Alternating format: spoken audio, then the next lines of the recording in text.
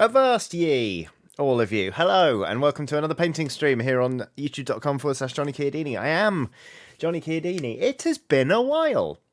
It has been a while since my last painting stream. I'm sorry about that. What happened 2 weeks ago, I was very, very, very busy and just couldn't fit it in. And then last Monday, I got dropped onto my perky little buns by my second dose of the Pfizer vaccine. So I'm now fully vaccinated, which is great. But my goodness me, the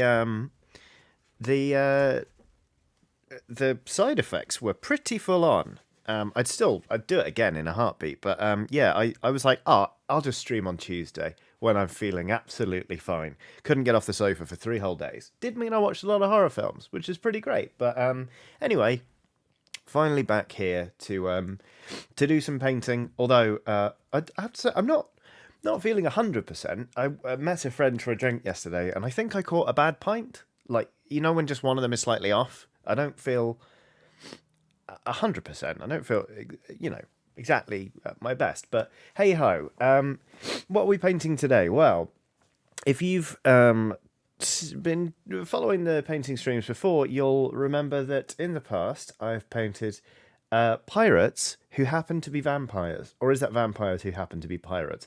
I'm not sure, but these are from Punga Miniatures.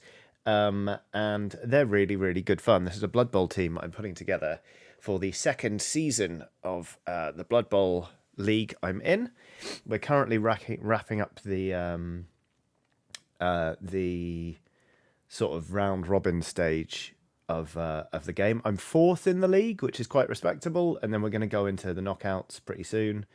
It looks like I'm going to be probably facing off against a Black Orc team in the quarterfinals. I might lose, might get knocked out. It's fine, but I'm going to be playing a vampire team next time.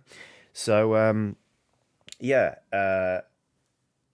that's why I'm painting these up, and I really, really like these little miniatures. Like I say, they're from Punga, which is they ship from Russia, I think, but I kind of get the feeling this is actually a company based not in Russia, but maybe in the UK. I'm not sure, but yeah, they're bloody lovely sculpts, and I've had a really good fun time painting them.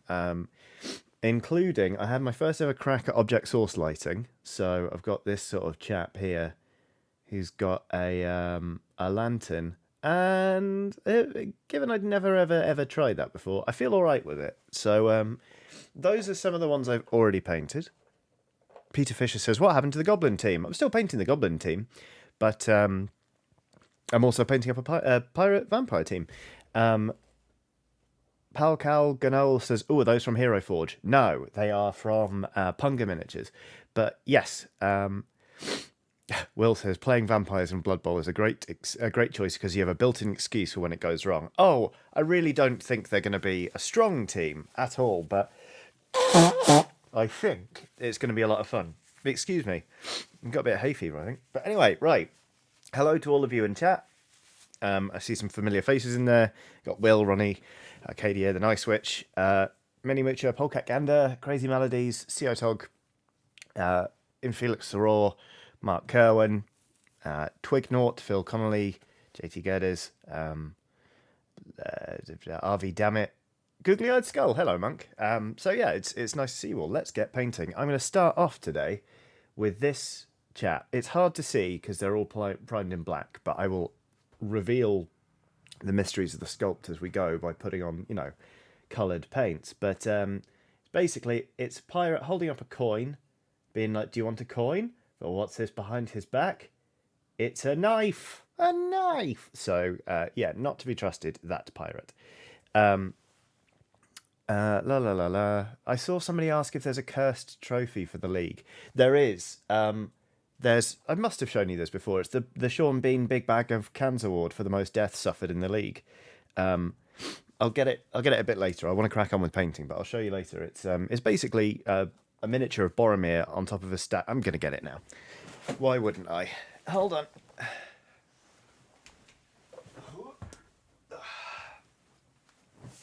This sort of sprung up from a conversation about whether Sean Bean would be fun to play Blood Bowl with, and we guessed that yes, he'd probably turn up with a big bag of cans to every game. So this is the Sean Bean Big Bag of Cans Award for the most deaths suffered in the league play. Currently, I'm the front runner for this trophy, which is slightly embarrassing because I'm playing dwarves who are meant to be very resilient. But hey ho. Oh yeah. Will says, did you resolve the issue of your trophies going a bit dribbly out of the bottom? Yes. The resin needed to cure, so I actually haven't done it yet, but I just need to flush them out with isopropyl alcohol and then let them dry in the sunshine. So it should be fine. Yeah, right. Anyway. So how is everyone doing? Are you crafting or are you just chilling today? What are you up to? Nathaniel Levy says, who chose PBR for the cans? Those were the only cans I could get on short notice from... on short notice. They were the only cans I could get at the time from eBay. Although I am working on next season's Sean Bean Big Bag of Cans award for the most death suffered. And I've managed to find some Carlsberg miniature cans. So that's pretty good. Aoife Byrne is right in there. I've now done precisely this much painting, but Aoife Byrne has done a super sticker. The super sticker depicts a pear. The pear is kind of reclining. The pear is also wearing a red and white sports band around its head. There is text around the pear that says, how's it going? And the pear intermittently waves, as if to say, how's it going? Thank you very much, Aoife, for the for the super sticker. You keep sending it, I'll keep describing it. Let's see, how are we looking for that camera angle?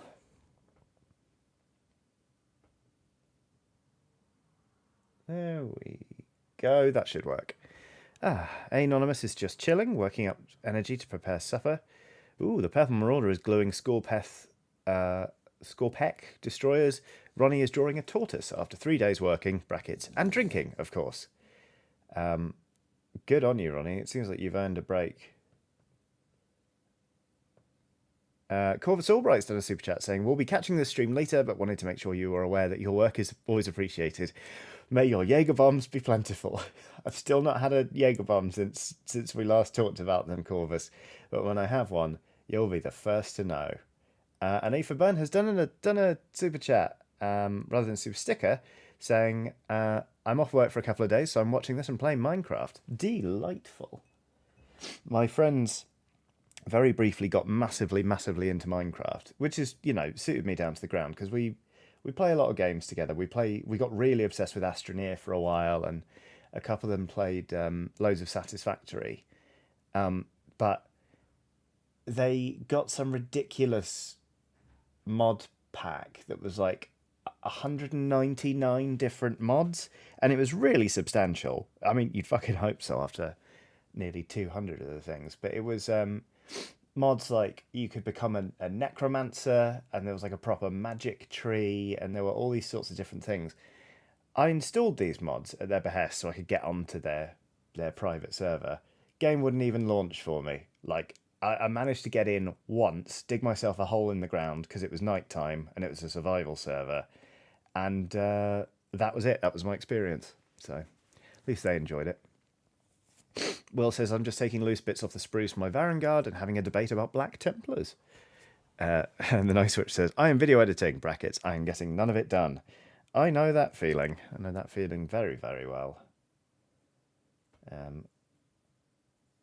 Although the last episode of Press Any Chiodini went quite smoothly in terms of the edit, which was gratifying, because that thing was it was over 2.5 hours long. Turns out Horizon Zero Dawn is a very involved video game that I like very much, so that's going well. I'm sorry I'm sniffing so much. I don't normally get hay fever, so I don't know what that's about. But there you have it. So, as you can see, this guy's got some chest out, and the rest of him is covered in clothing of different sorts. It's hard to tell right now, but these trousers are actually stripy. So I'm going to try and do stripes, which will be interesting. But I'm sure it'll be fine. I'm sure it'll be absolutely fine. So, yeah, that's going to be good. Nordfjord has done a super chat saying, hey, Johnny, it's been a while. Good to see you again. Ox Finale was fantastic. Have you seen the new Avatar TTRPG coming out? Looks fantastic to me. Yes, I got a very excitable message from a friend who absolutely loves Avatar. And it does sound very, very cool. I know people find that sort of whole world really fascinating. but I've never actually watched any of it. So I kind of personally, my hype levels aren't super high, but that's because I just don't know very much about it. But I'm certainly intrigued. But yeah, there we have it. Right, gonna get some brown on the go here because being a pirate,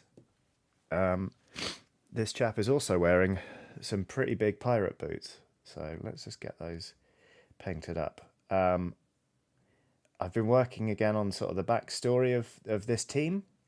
They're the Drakenhof Regency Blood Bowl Club, which abbreviates rather strangely to Dr. BBC, but I quite like that. And they've been playing Blood Bowl for 300 years, and they've never won a game. Vampire teams are made up of vampires and human thralls. The team has been going for so long that they got bored of training up new thralls. So actually, they turned all of their thralls into vampires. But because of the position they play, they're not allowed to do anything vampire-y. So they have to not be as strong. For example, they're not allowed to be as agile as they really are. They have to sort of keep themselves at human levels.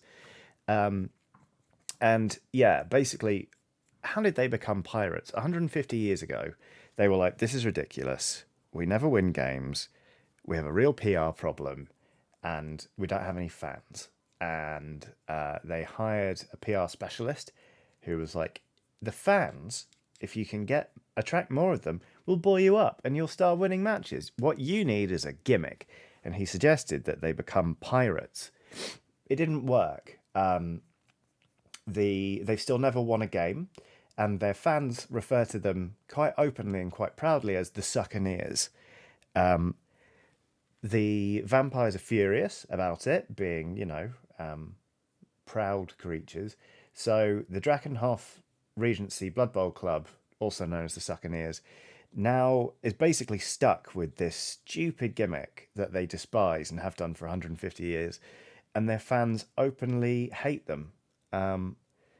And so, yeah, they're kind of a tragic team, to be honest, which I bloody love. So there we are. That is the story of the Succaneers. Twig and Nut says, "Please tell me you have a PR manager pirate." I am gonna. I think I've still got some bits from when I put together some Adeptus Sororitas like penitent engines. So they're going to have an Iron Maiden on the sidelines because they've kept the PR manager alive for 150 years, and they take him to every game out of spite.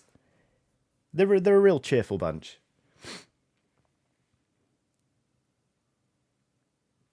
The Nice Witch says vampires have real trouble with water too, so being a vampire pirate is hard. It is, yeah.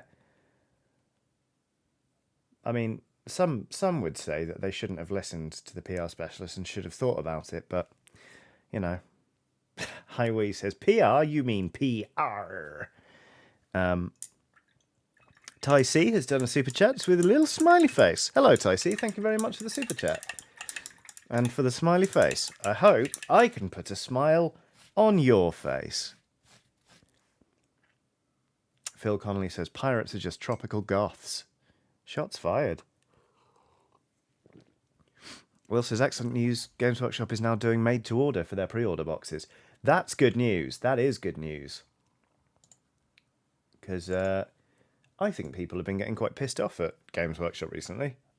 Sort of picked up that sense on the wind, shall we say. What is that bit? Is that a bit of strap? Or I don't know what that is. Interesting. Let's paint around that and make our minds up in a bit.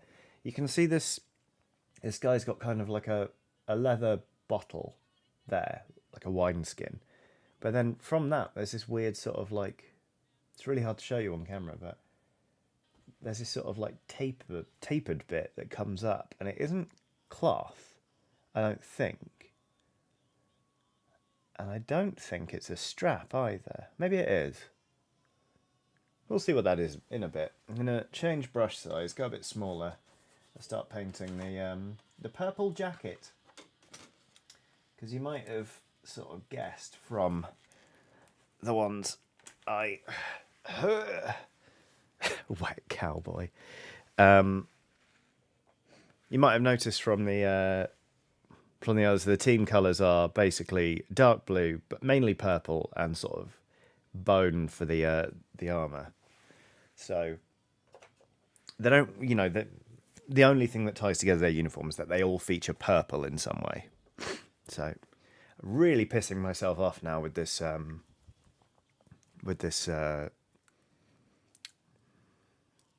sniffing.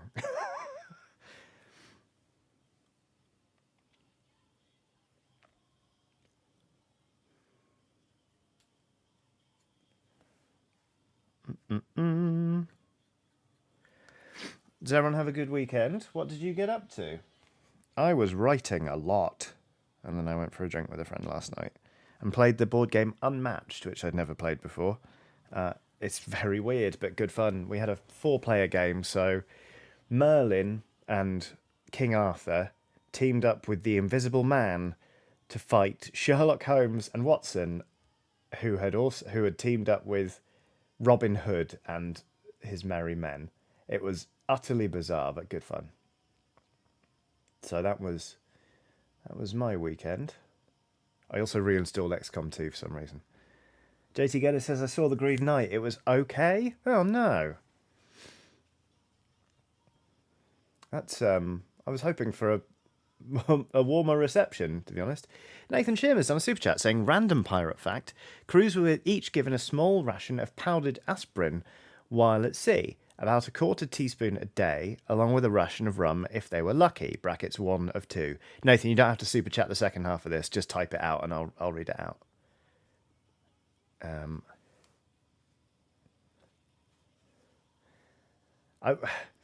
I'm wary.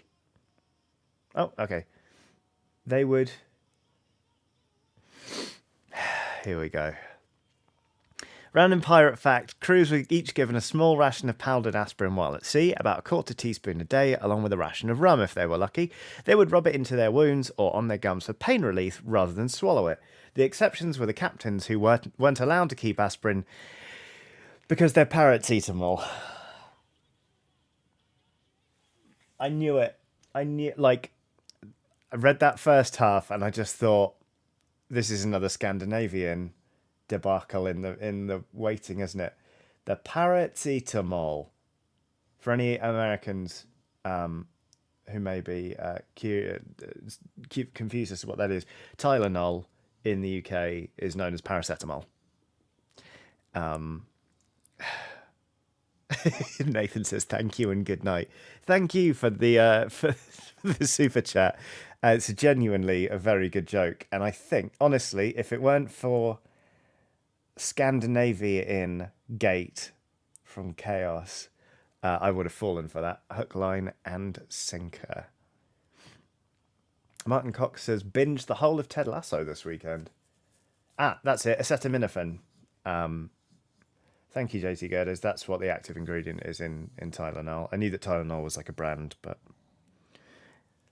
acetaminophen, which is really fun to say. I think it's more fun to say than paracetamol. Acetaminophen. Although if you're like, if you're really feeling ill, like you got a horrible headache, it's got a pain in the ass to say, isn't it? Can you pass me the acetaminophen? Like, can you pass the paracetamol? Like, paracetamol, you don't really need to enunciate pretty much any of the syllables.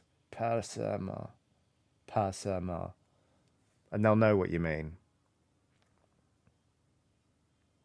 And that's what I think about which version of the same medication is the most fun to say.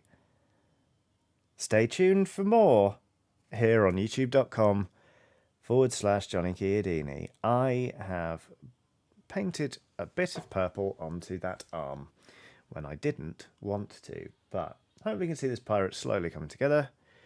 Oh, is that a shirt under there? Oh, you cad, you're secretly wearing a shirt. Bastard. Okay, that's fine. Oh, so that bit should be cream. All right, well, let's get some cream on the go, because I also think we should make the trousers blue and cream striped, so that'll be fun.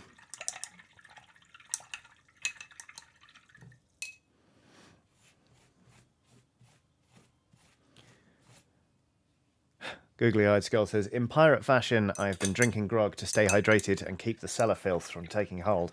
That is a good shout. Googly-eyed skull's cellar flooded recently, which was shit. Just really heavy, unexpected weather caused flooding, which is pretty dreadful. So, Will says, I'll tell you, these minis look ideal for tattoo freehanding. Oh, God, probably. Oh, God, do I have steady enough hands today? Honestly, all it takes is one bad pint. You know? Shift says, what did a pirate say on their 80th birthday? Aye, matey. Where can you find some buccaneers? On the side of your buckinhead?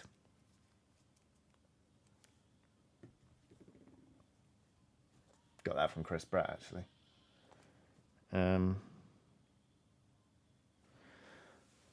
What's a pirate's favourite letter? You might think it's R, but truly their heart is in the sea.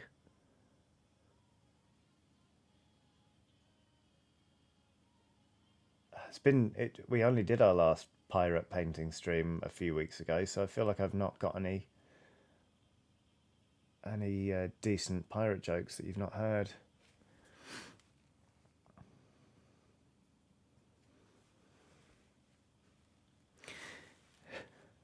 Kobe Morris says, how much do pirates charge for stolen corn? A buccaneer. It's pretty good. Emma Benton says, these puns are an ordeal. Yep. You know what? In London tomorrow in the afternoon, a tall ship, an honest-to-goodness tall ship that's got sails and that, is going to sail through Tower Bridge in the afternoon. It's picking up some crew, and it's going to dock at the HMS Belfast for a few days. It's going to take berth alongside that. So I'm thinking about going and watching, if I can spare the time, because I've never actually seen a tall ship under sail, and I reckon it'd be bloody brilliant to see. Right, I think what I'm going to do is just paint all of these trousers, paint these trousers cream, and then I'll go in and do the blue on top. M Lux has done a super chat saying, I can't stay due to study and it being 1 a.m-ish here. Yikes. But I have a super chat for being a massive hero of mine. Oh, Em, that's lovely. Thank you so much. Yeah, dude, you should get some sleep and or do some studying. But thank you so much for the super chat and for the lovely kind words. I hope the studying goes well, and I hope that you get some good rest. Stay hydrated also. That's important. They said, drinking coffee.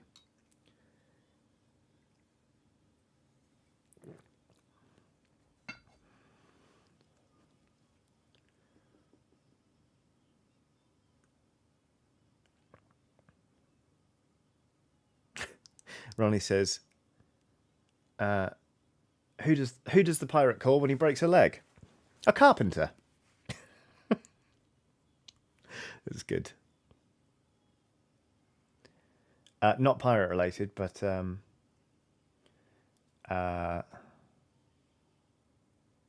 who's the coolest guy in the hospital? The ultrasound guy. Who covers for him when he's on holiday? The hip replacement guy.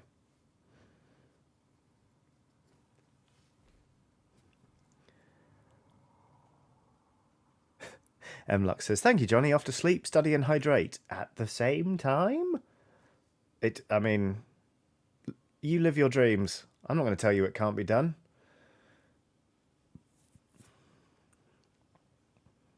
The nice witch says, boo? You're booing the hospital jokes? Unbelievable. Absolutely unbelievable. No pleasing some people, and by some people I mean the nice witch. RV Dammit says, is a pirate's favourite note high C? That's good. The nice witch says, yeah, I'm quite fickle when it comes to wordplay. Yeah, all right, mate. Yeah, fair enough. Okay.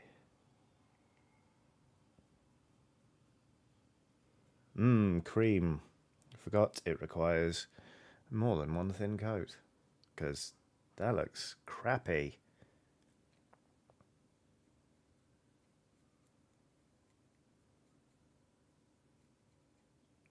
But that's fine. We'll get around to it.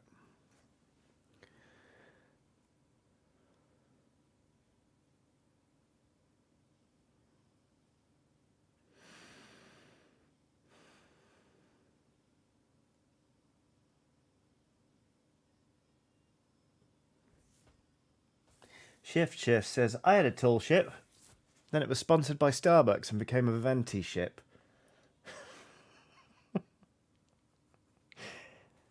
Why do we do this to ourselves?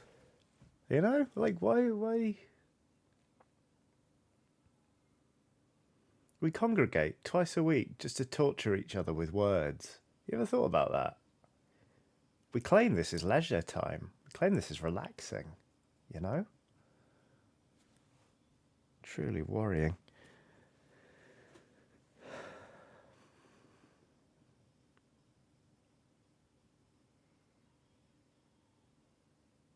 Martin Cox says, why did the pirate have to go through university clearing? Because they got 7 C's.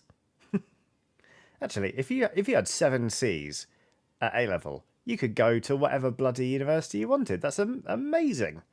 Most people only do 3 A-levels, right? That's how many I did. Sod doing a 4th.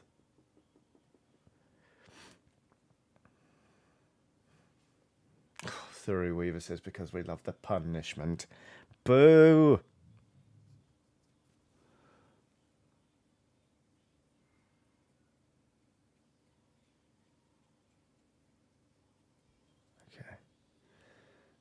Well, that's going at least. That's all right. Oh, there's more. There's yet more leather to be done.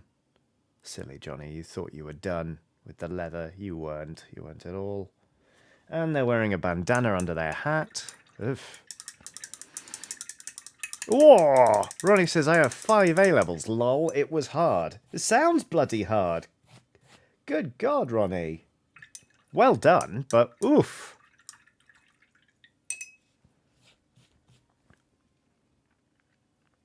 Ooh, Alex Simpkins says, sorry, but I've got to leave for a board game cafe date night. Good luck painting, Johnny. Have a great time on your board game cafe date night. Sounds brilliant. Yeah, I'm on you. Right.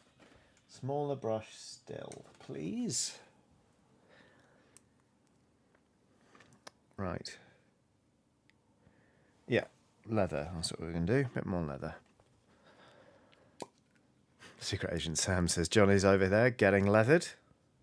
Oof, this pirate is. I don't know about me.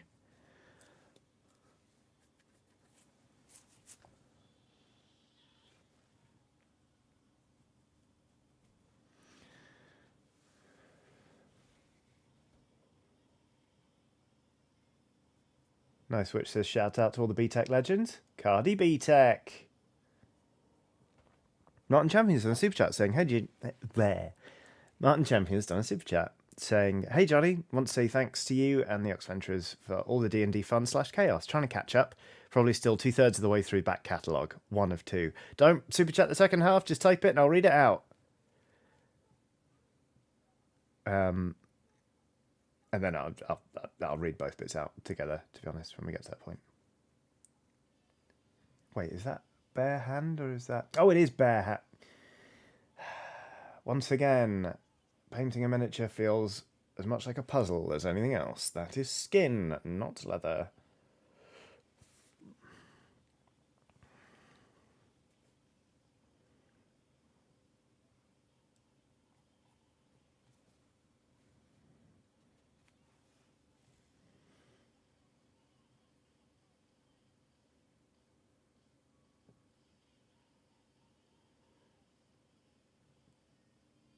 I thought it was bare arms. You're all dreadful. But leather is a kind of skin, no? Says Neko the kitty. True enough. Yeah, can't fault your logic.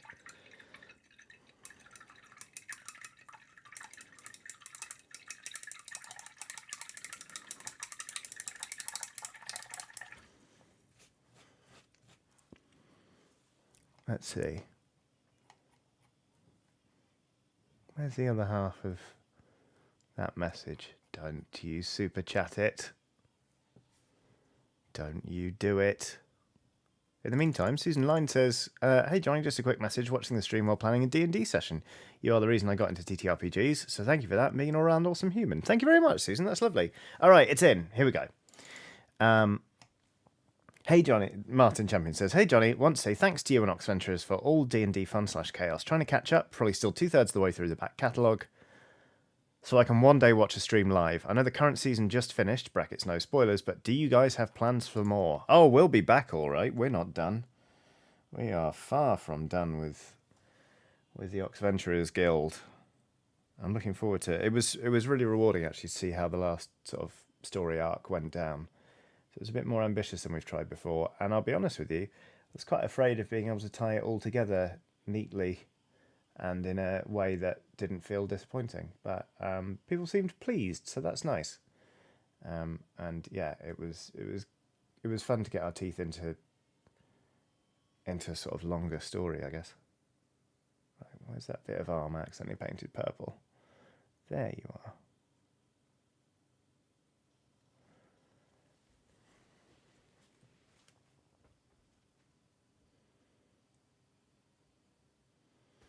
Cool. We're getting there. Time for another sort of coat of cream on those trousers. Need to paint that wine bottle as well. One of the nice things about sort of these teams from Punga is that every sculpt is different. And so I don't want to batch paint them. I end up slowing right down and just painting each figure up individually as its own thing. And it's really nice just to focus on one miniature rather than, trying to smash out a whole batch. Like the goblins I've been painting recently, I'm still not done with them. I've just got like the tub of them is on my desk, and it's like every time I look at them I'm like, oh, but then I've got to do all of the skin on all of them. And I've sort of tricked myself into thinking of them as work rather than something I'm doing for fun.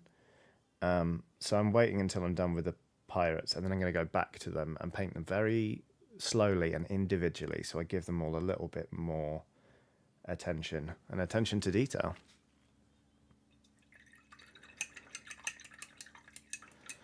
Wow, Martin Cox. I saw Buffy Summers destroying a burning Ford Transit earlier. I guess she's a vampire slayer now. Vampire. Wow.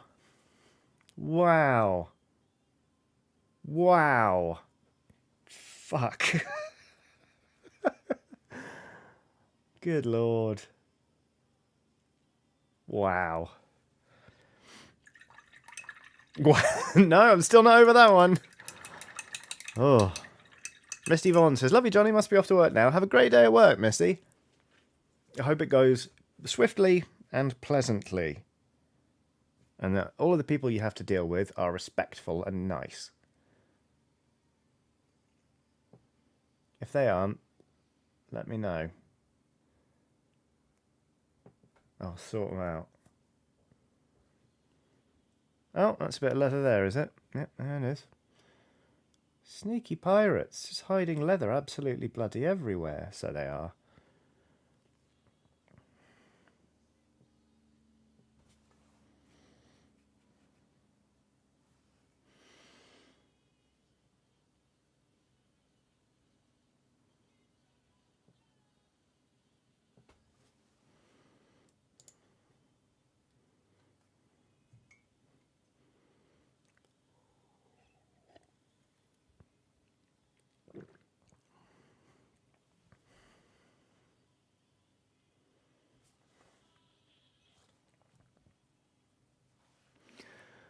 Boop, boop, boop. Leather, leather, leather. Pirate, pirate, pirate.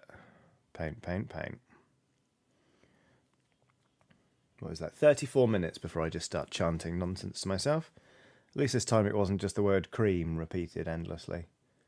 Although we'll probably get to that, let's face it.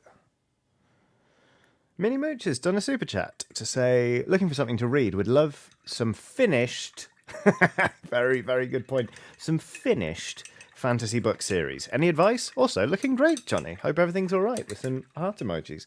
Thank you very much. I've decided to stop buzz cutting my hair, so it's sort of growing out ever so slowly. But thanks. Right, finished fantasy book series. I'm looking at... There's a bookshelf over there. I'm not just trying to look pensive. Let's see.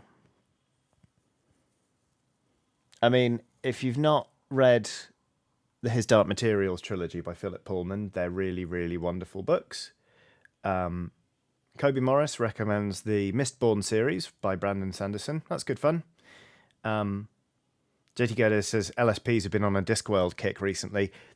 The Discworld novels by Terry Pratchett are absolutely incredible. And the series is finished, technically, I guess. But yeah, absolutely lovely. I think the Farseer trilogy by Robin Hobb is very, very, very good. There are lots more books sort of in the series, but the Farseer trilogy is a complete set, and I think it's genuinely great. There's a cut-off point with Robin Hobb's work where after a certain point I do not think it is worth reading, and there are a couple of instances in which, like, I don't necessarily think with malice, but she definitely writes in some stuff that's actually just quite hurtful. But Farseer trilogy, very, very good. Grumpy Boy says Earthsea by Le Guin. Yes, the Earthsea books by Ursula K. Le Guin are amazing. Ronnie says the Fionavar series. My manager recommended it to me, and it was a massive inspiration behind the writings of Tolkien's son. Interesting. Oh no. Nice Witch says his Dark Material series is fantastic, but Philip Pullman's busy being a dickhead on Twitter, so feel free to swerve. Oh. I'm going to have to look into that later. That's potentially upsetting. I tell you what is good. Christ, what's it called? Nevernight. The Nevernight Chronicle by Jay Kristoff is really good fun. It's about just a furious young woman who is training to become an assassin to avenge her family. It's got lots of rude words in it, though, so, watch out for that. Or there is the Mark Lawrence's... what's it called? The Book of the Ancestor by Mark Lawrence. That's a trilogy, actually, again, about a young woman training to be an assassin. Technically training to be a warrior nun. And that's great.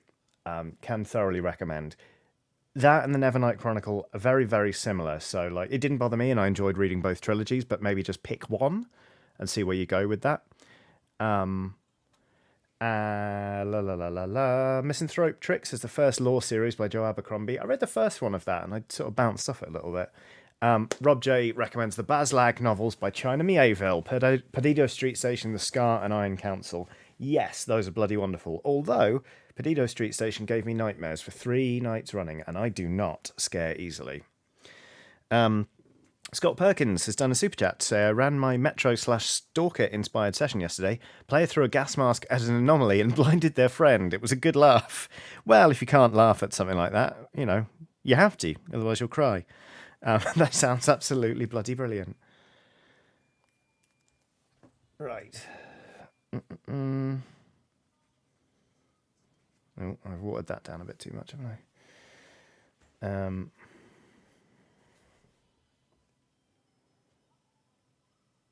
Lots and lots of book recommendations now going on in the chat, which is very, very good. Books are great. I haven't read as much as I wanted to this year, but, sort of been quite busy.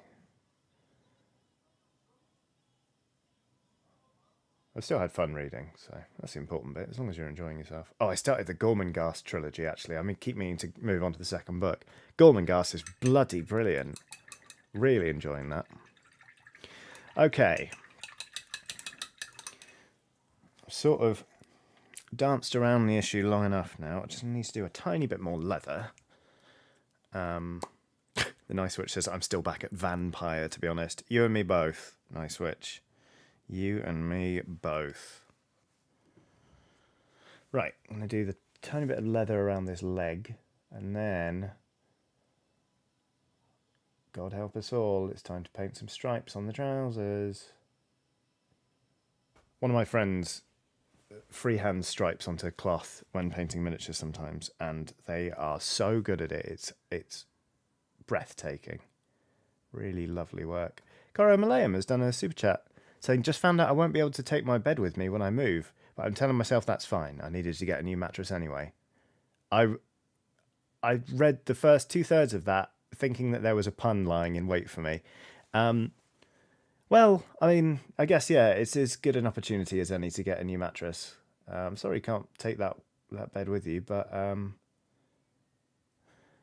it's a good chance to take stock, think about what sort of mattress you want / need, and then go for it. I stuck with the same mattress for far too long, and it actually really started to mess up my back. So changing to a good mattress was pretty great. Turns out comfort's really important. If you spend 1/3 of your life in bed, turns out it's good to have a mattress that works for you.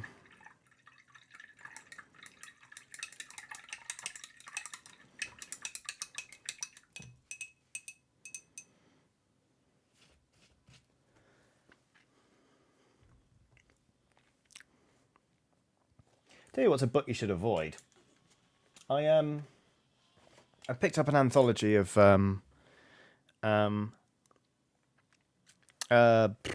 Solomon Kane stories, and they're old, and they were like released in like a pulpy sort of like weird fiction sort of like format.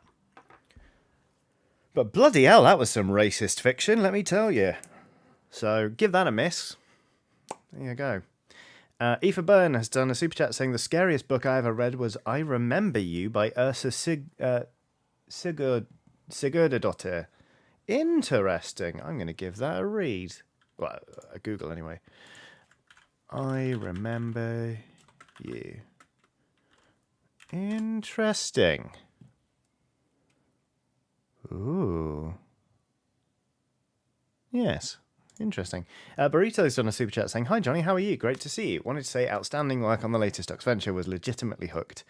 Also wanted to say how grateful I am for your gentle Monday streams. Take care. Thank you, Burrito. That's really lovely.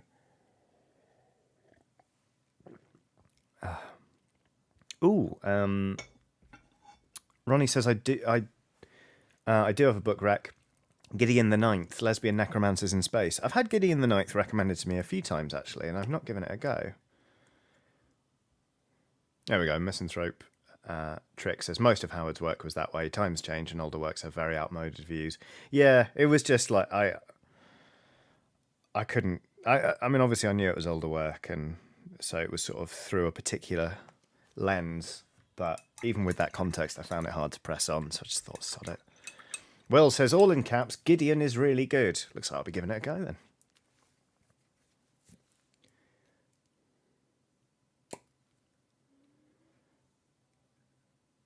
Minnie Moocher says, what was the worst book you've ever read? For me, it's Let the Right One In by Lindquist. I really liked that book.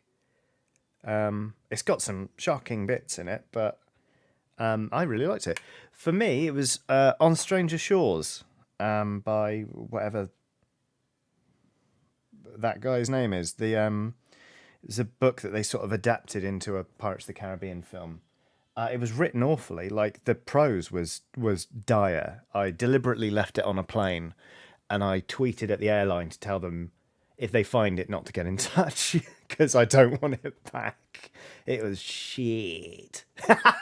Speaking of, Arandamel says Wuthering Heights is shit.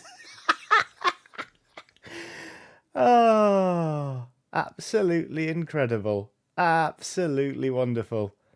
I tried. I studied Wuthering Heights when I was at school, and I bloody hated it. I don't think it's that bad actually, although Linton can fuck off. But yeah, dear oh dear. Right, let's paint stripes.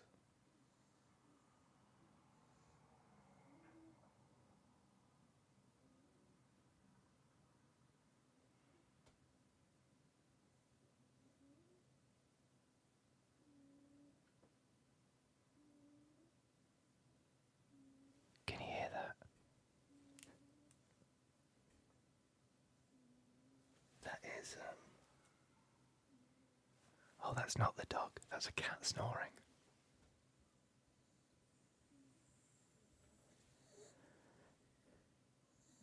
Everyone now jumping to make sure that we're not talking about the Kate Bush song. Obviously, Kate Bush's Wuthering Heights is a triumph. No one's knocking that. Are you kidding?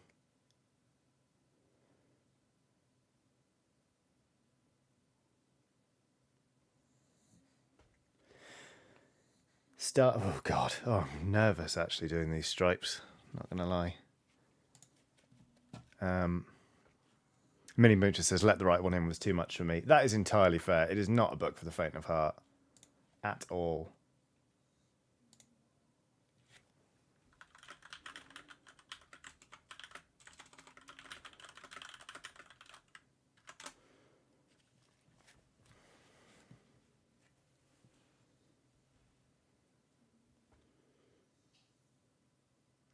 Martin Cox says, how does Kate Bush stay in shape?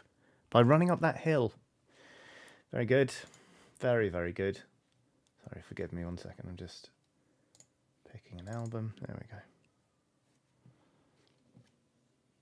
we go. Grumpy Boy says, Martin Cox, you are killing me with these puns. Martin, you are on form today, in fairness. They're coming thick and fast. Oh, Stripes. You are scary and I don't like you. But we'll just press on. It'll be fine.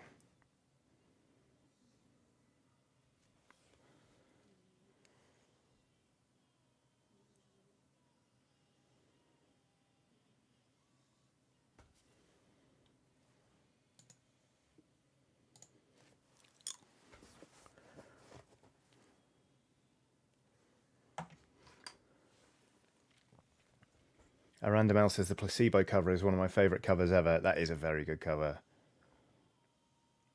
Although, for me, nothing can actually top the original. But I do love a good cover.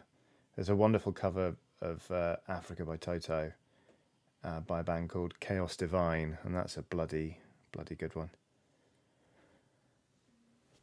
These stripes are very, very broad. I think it's going to look okay when they're all done, but so far, I'm not certain.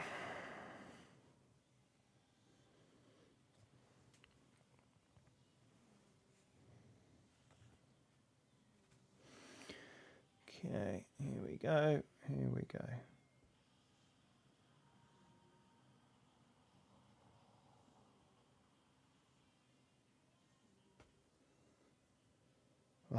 Okay, so that's the stripes done on one leg.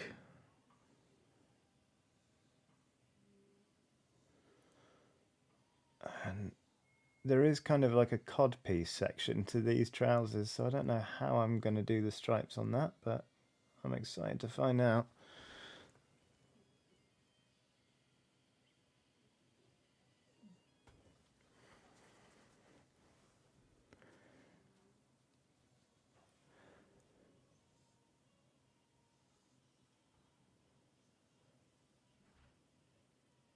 I'm looking forward to seeing where this is going. Impervious Peter's come into the chat say, so I'm playing Earth Defense 4.1, right? And I'm killing bees on a mission. I'm on tenterhooks, Pete. Come on.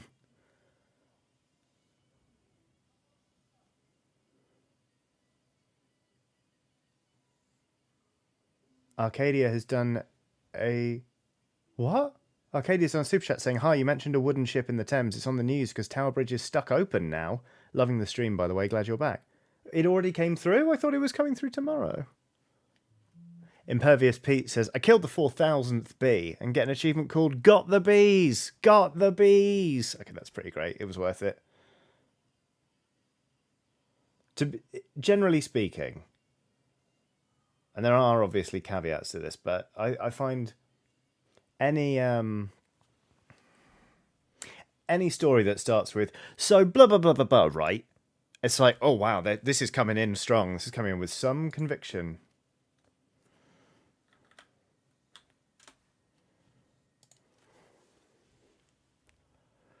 Okay. Yeah, this is going to come out all right, I think. I've seen there's another sculpt with striped trousers as well, so that's going to be interesting. Really looking forward to naming all of these because obviously, you know, they're a vampire team. They're from like Drakenhof, which is kind of, you know, sort of the Warhammer fantasy equivalent of, you know, like Transylvania, etc., etc. So I kind of want to give all of them like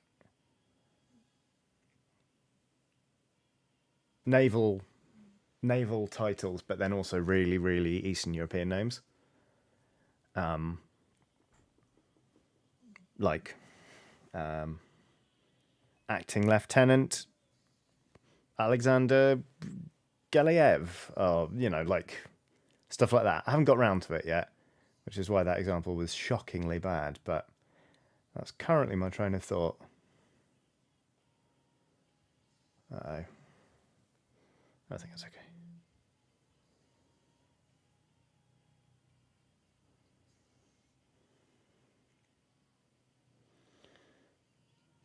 Painting a pirate's butt. I'm painting a butt.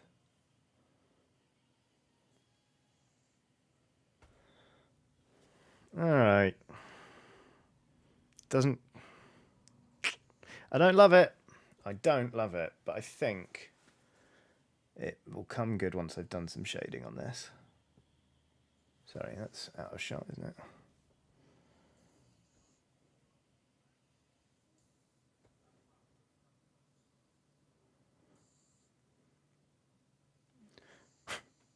Lieutenant Pyotr Rasputin. Very good, Will. I'm going to make one of them the Corker's mate, just to freak out anybody who's seen or read The Terror. That'll teach them. Mr. Hickey. Terrifying. The Terror really is one of the best things I've ever seen on television. Right, those are those is trousers, such as they are. What is it about this? What's bothering me about this? This looks untidy.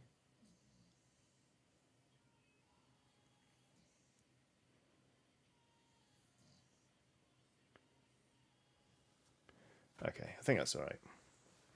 It'll do. It'll do.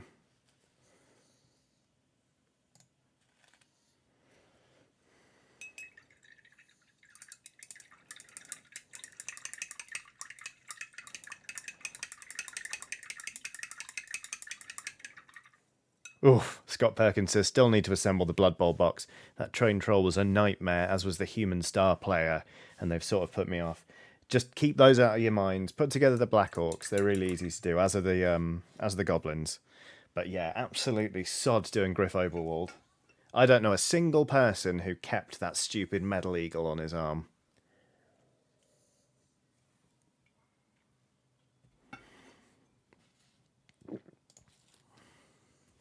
Right. Let's see, what needs doing? We need to paint the wine bottle, the metals, and the hair and bandana on this pirate. Can do, boss.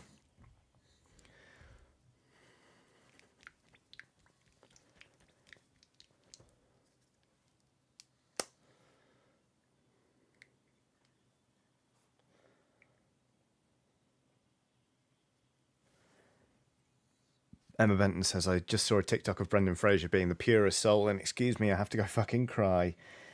You go for it, Emma. I'm going to hunt down that TikTok later and watch it, because I think Brendan Fraser is a magnificent human being.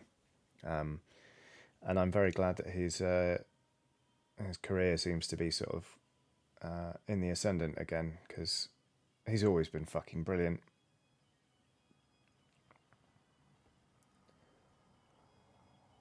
And that sort of magazine piece, the interview with him that ran some years ago, was absolutely devastating. But what a wonderful man. Oy. Oh. Will says the worst one of those minis is the leader for the Crow Lads Warcry gang, who has a raven resting on a head in her hand, held up by 1 foot. I know exactly who you mean. I was so excited about that warband, and then I had to paint it, and I went, shit. haven't played Warcry in over a year now either. Really need to get on that.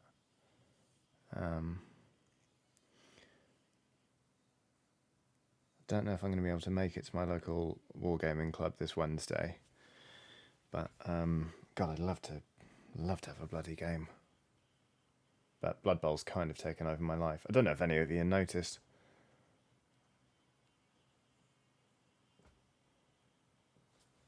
We've even started picking entrance music for our teams that we play as we set them up. I tried, because mine are dwarves, I tried in the Hall of the Mountain King, and my opponent, who happens to be probably my best friend in the whole world, Joe, just looked up and went, "This is a shit entrance song." And I went, "Yeah, it is." But he's lucky. He picked Dracula by Rob Zombie. How am I supposed to follow that, eh?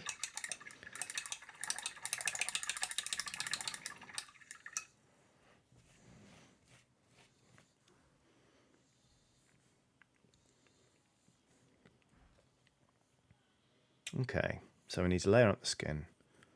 Let's get that hair done. We're getting there. We're getting there, little pirate friend.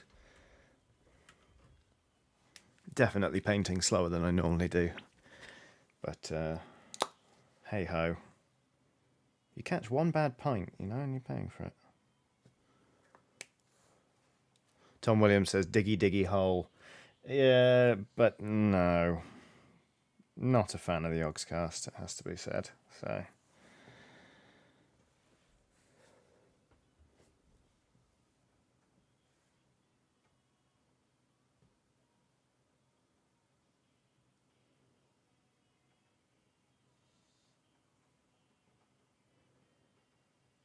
Still trying to find the right entrance music for the Succaneers, to be honest, for season 2. I thought about the Ailstorm song "Fucked with an Anchor," and I thought it'd be funny if the fans would sing that at the Succaneers, because it starts off, "Fuck you, you're a fucking wanker. I'm going to kick you right in the balls. Fuck you with a fucking anchor, you're all C words. So fuck you all." And I just thought it'd be funny if their fans sort of delight in hating them. But then there's a line later about shoving an anchor up someone's arse, and it's a bit like, do I want that on there? We'll see. Ailstorm are nothing if not interesting.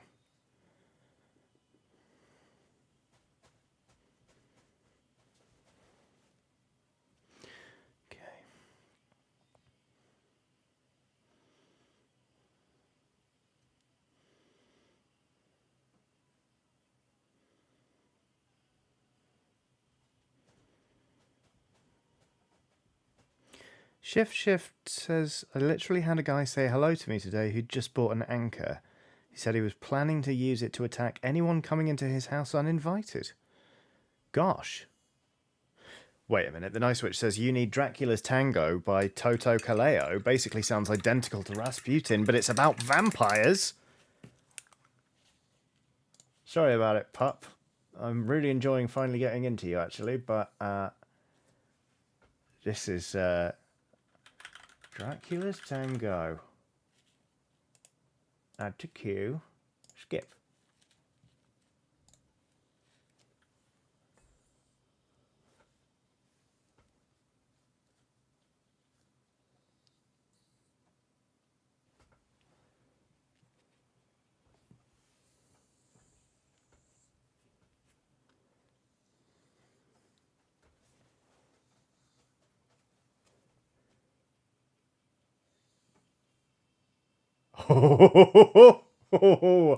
Oh, it's a slow starter, and then you're bloody into it, aren't you, Sarah? Fucking hell. It is like Rasputin. This is perfect. Yes. Mwah. The Nice Witch, you're incredible. Corio Malayam's done another super chat saying, "I think you should name one of the vampires Dragutin. Also, sorry for being a downer with some of my chats. I really shouldn't be venting my frustrations to you and the rest of the chat." Don't worry, Corio Malayam. We're an open and understanding community. And, you know, it's just, I'm glad everyone's, you know, sort of all right.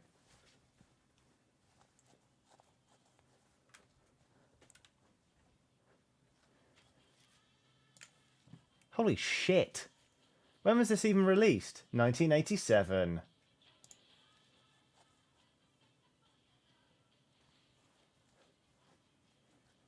Yes, please. Absolutely brilliant. God, I'm glad you exist. Right. I'm glad all of you exist, actually. You're good. This song's bloody brilliant.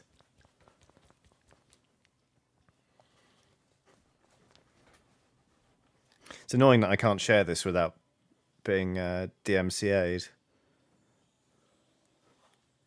Although I'd like to think that... what are they called again? I'd like to think that Toto Kalea would understand. Or Coelho. Toto Coelho would understand, but can't take that chance.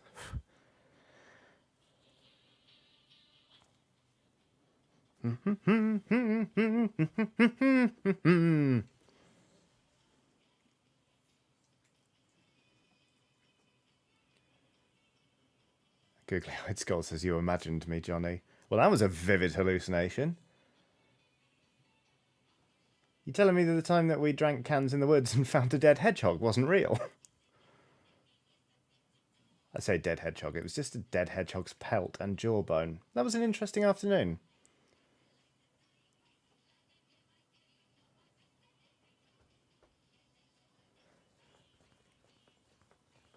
This is a banger. It's brilliant. There is actually a playlist for our current Blood Bowl League. It's got things like If You Shoot the Head, You Kill the Ghoul by Jeffrey Lewis. My one is Immigrant Song by Led Zeppelin because dirigibles for the Carriage Overlords, obviously. Dragula by Rob Zombie. Sorry Sack of Bones by Volbeat because I think that's the Necromantic Horrors maybe. And there's also The Last Post because every time a player dies, we play The Last Post. But I think the best one in all of that is Weather With You by Crowded House, which is now the song for my friend Liam, who plays the Chaos Unchosen, because Liam always gets unlucky with the weather roll. It's fucking brilliant.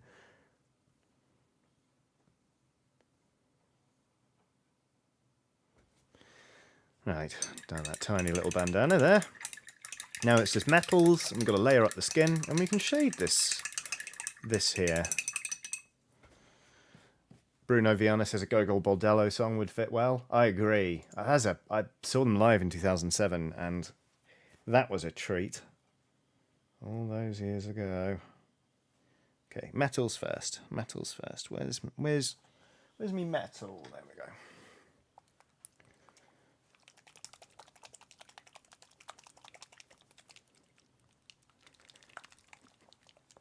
God, that song's so good. Start Wearing Purple would be good for this team, yeah.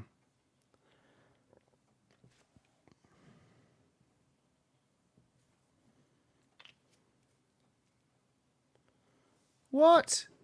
Anonymous says random hedgehog fact. Hedgehogs hunt down, kill, and eat adders. The adders can't bite through the spikes. Bloody hell.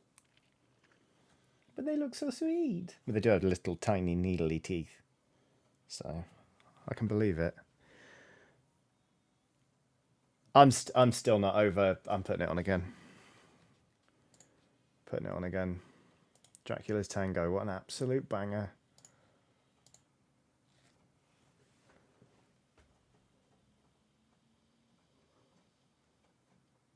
It's just sort of like, all right, yeah, we got some drums in here. Bum, bum, bum, bum. Ooh, bit of guitar in there. Okay. Ooh. Jaunty. Maybe this Toto Coelho knows how to get down after all. Wait a minute, what's this?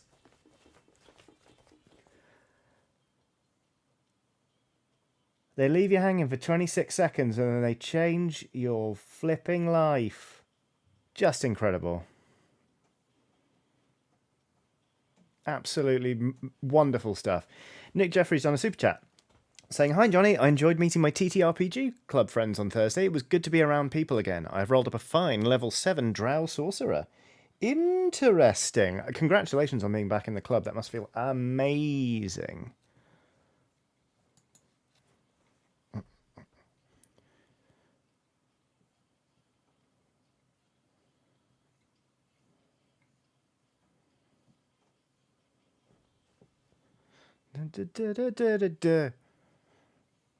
Absolute banger.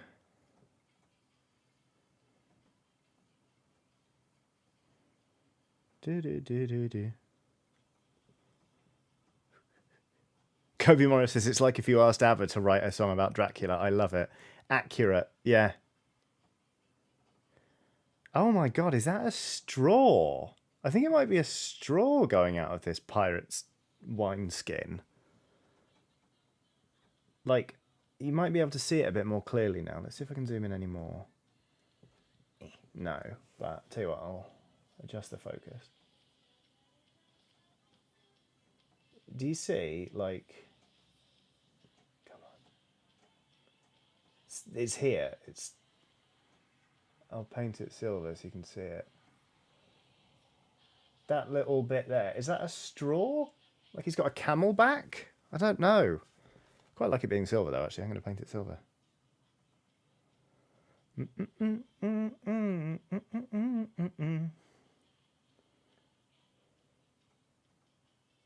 God, imagine if I'd just gone with Ailstorm as my intro music. What a drab world that would be. Dream Club has done a super chat to say, I just want to update you all that the zombie bear did turn out to be one of the best encounters in my D&D campaign, thanks to you and chat. GG, chat. Congratulations, Dream Club. Thank you for reporting back. I'm pleased it went so well.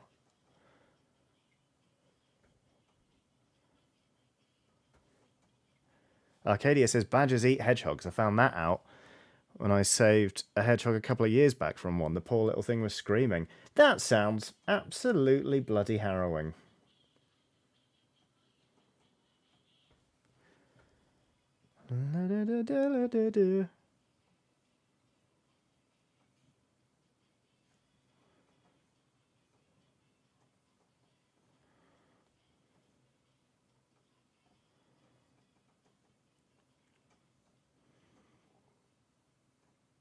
Suddenly got annoyed that I'm already married, so I can't dance to that song at my wedding. Excuse me, criminy.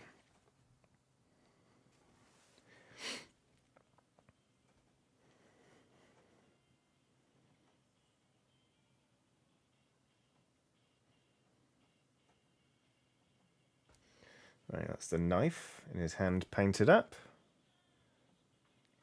He needs to do the coin in his hand, actually. Let's get a nice gold colour going, eh?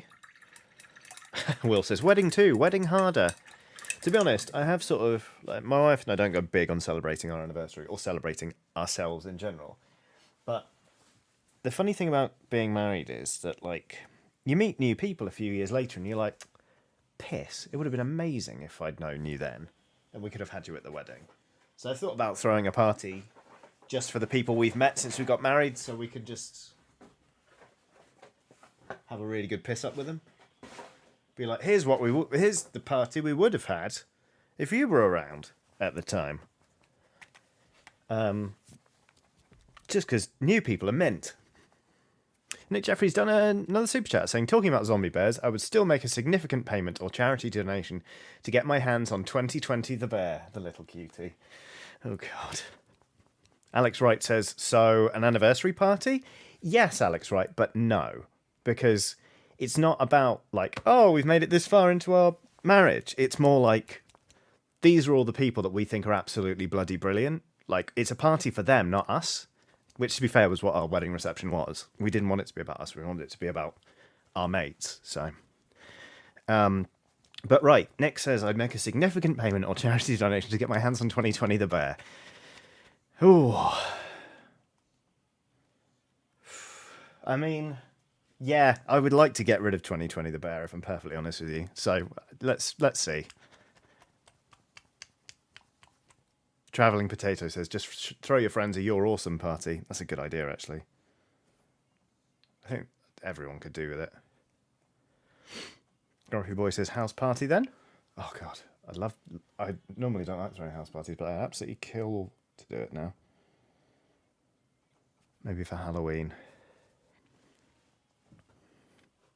Don't know what that laugh was, but Donatron says, I live next to a park, and there was a bit of an incident a few weeks ago with the bairns drinking in the park at 3 a.m. and making a lot of noise. When a badger took offence to it, cue very loud screaming. Absolutely incredible. Oh, to be to be a badger telling off local drunk children at 3 in the morning. The Purple Marauder says the bear has been mentioned. Yes. Yes, it has, which I think legally means that it has to be shown once I've painted this coin on this pirate. I don't make the rules, I just follow them, even the cursed ones.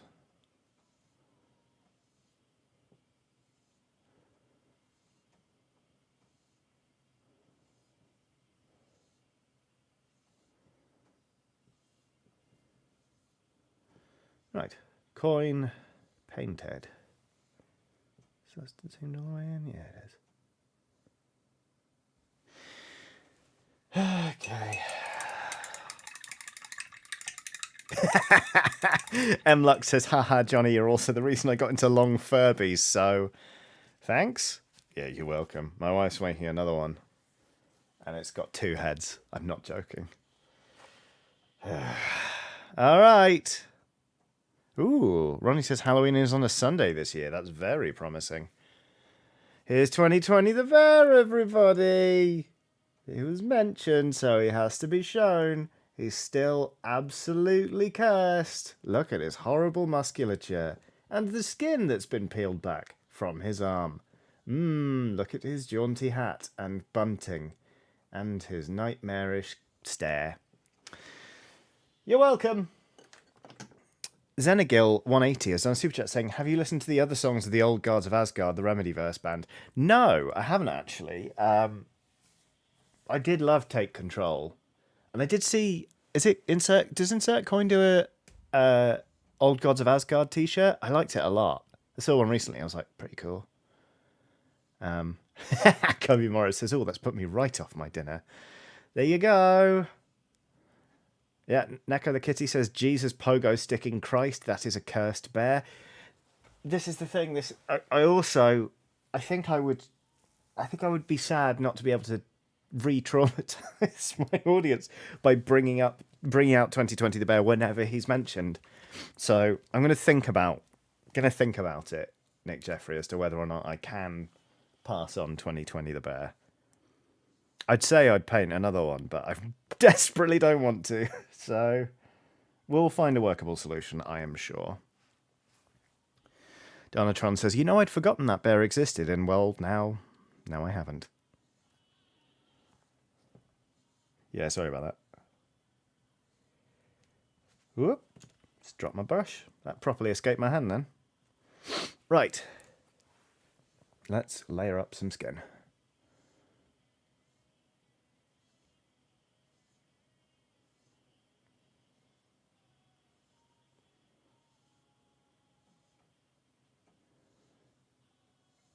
This dude's ripped. He's got triceps like a house. Look at this. Look at him. Look at that. You can eat dinner off the back of his arm. Absolutely obscene.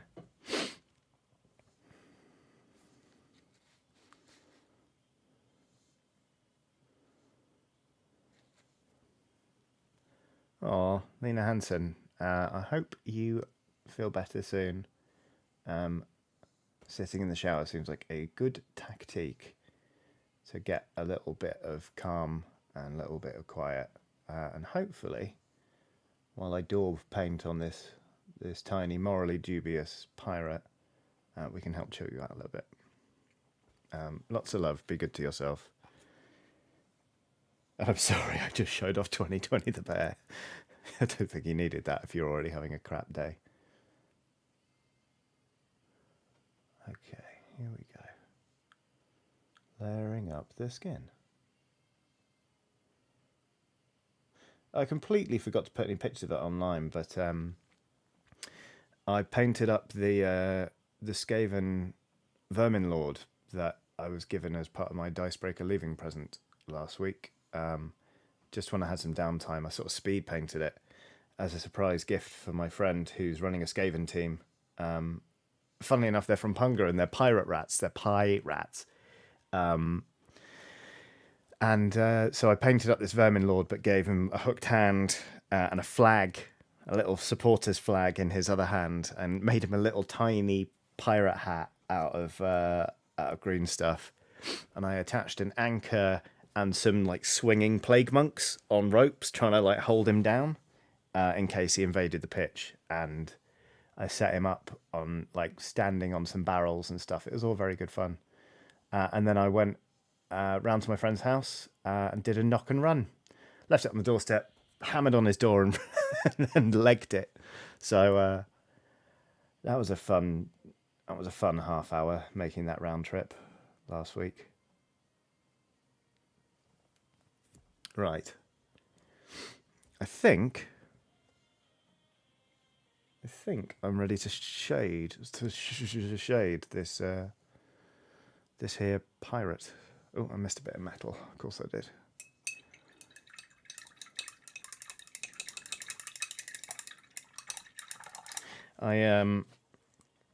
Turns out I'm not as good at knocking. I mean, I got away with it because my friend had to take a moment to put on a dressing gown, but I'm not the best at knock and run anymore. It turns out I'm not very fast. I mean, I never was, but still. But I really felt alive for those few seconds when I was hammering it down the road. And then waiting around the corner to see if anything popped up in our Blood Bowl WhatsApp group, because I hadn't checked if he was in. So. Anonymous says, morally dubious pirate. Isn't that a wee bit redundant, given the pirates literally sail around robbing people? Yeah, but it's more the fact that it's got a coin there, but he's also got a knife behind his back. Like, that's really morally dubious, that one. Nako the Kitty says, any more, meaning you used to be, Johnny? There was a time when I could run and knock. Sure. I mean, yeah.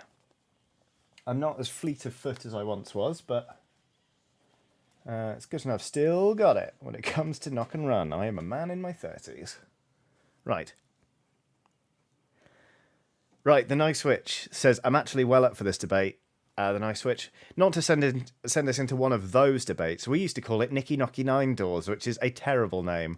Absolutely incredible. I've never heard that one. I know, like, Knock Down Ginger is a very common one. We just used to call it Knock and Run. But I'm sure, come on, give it up, chat. What did you used to call the game where you knock on someone's door and then run away to inconvenience them mildly for your own amusement? Because if it's not Nicky Knocky Nine Doors... Buddy, where have you been? Talking of where have you been, where is my Agrax Earthshade? Knock down Ginger here, says Will. Ding Dong Ditch. Knock a door run, says Red Cognito. Ooh! Knick Knack, says Aoife Byrne. Knock down Ginger, says Ronnie. Ding Dong Ditch, says Emma Benton. Kobe Morris says, I was a polite child and didn't do it. That's a terrible name for that game, Kobe. Knock and Run, yes, Jack would. Nick Jeffrey says, I call it being an irritating twat. Ooh. Michelle Mendez says, we called it Bell and Bail. I love that. It sounds like it's going to sell. You're not just mildly inconveniencing me. You're going to make me pay £8 for a coffee. Bin Wizard says, for us, it was Knock Door Dash. Ding Dong Ditch'em. It's the Secret Agent Sam. Hot Light 22 says, grounds for a beating. Fallon Dux says, Klingelsturm, which is the German. Klingelsturm. William Barry says, Glasgow here. We called it Chappy, short for chap the door, run away. Emmy Little says, knock up Ginger. Dream Club says, busknacking. No, busknackning, which I originally just read as bug snacking. Chaos says, according to my wife, it was Chicken Ellie for her growing up in Aberdeen / Arbroath. I hope I said that right. Nice Witch says Nihilitho Rich says the same as Nice Witch. Nicky Knocky Nine Doors. Bloody hell. Adam says Hermes Delivery. Son de Cuisse from French Canada. Interesting. Donatron says Knock Up Ginger was a different game where I'm from. Well, hey. Nicky Knocky Nine Doors here says Twig and Nut. Happy Jack says Dilly Dally Shilly Shally. Is that true, Happy Jack, or did you just want me to say Dilly Dally Shilly Shally? Emma says, oh, you should play Bug Snacks, Johnny. I've been meaning to play it and play it on the channel for some time, actually, so I really need to get around to that. But first I need to get around to finding my bloody Agrax Earthshade. It's almost like I don't keep this place very tidy. Oh, there it is. Shamed it into coming out of hiding. Called it. Happy Jack said, just wanted you to say it. Well, I did. Said it twice.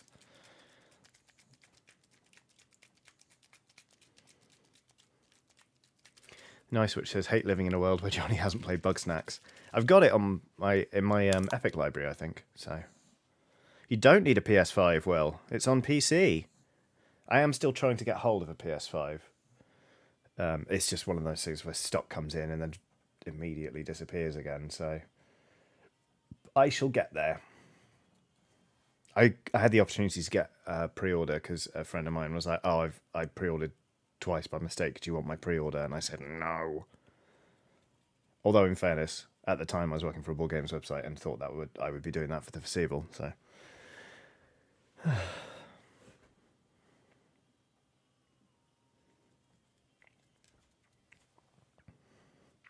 Nice Switch says, hate living in a world where Johnny doesn't have a PS5.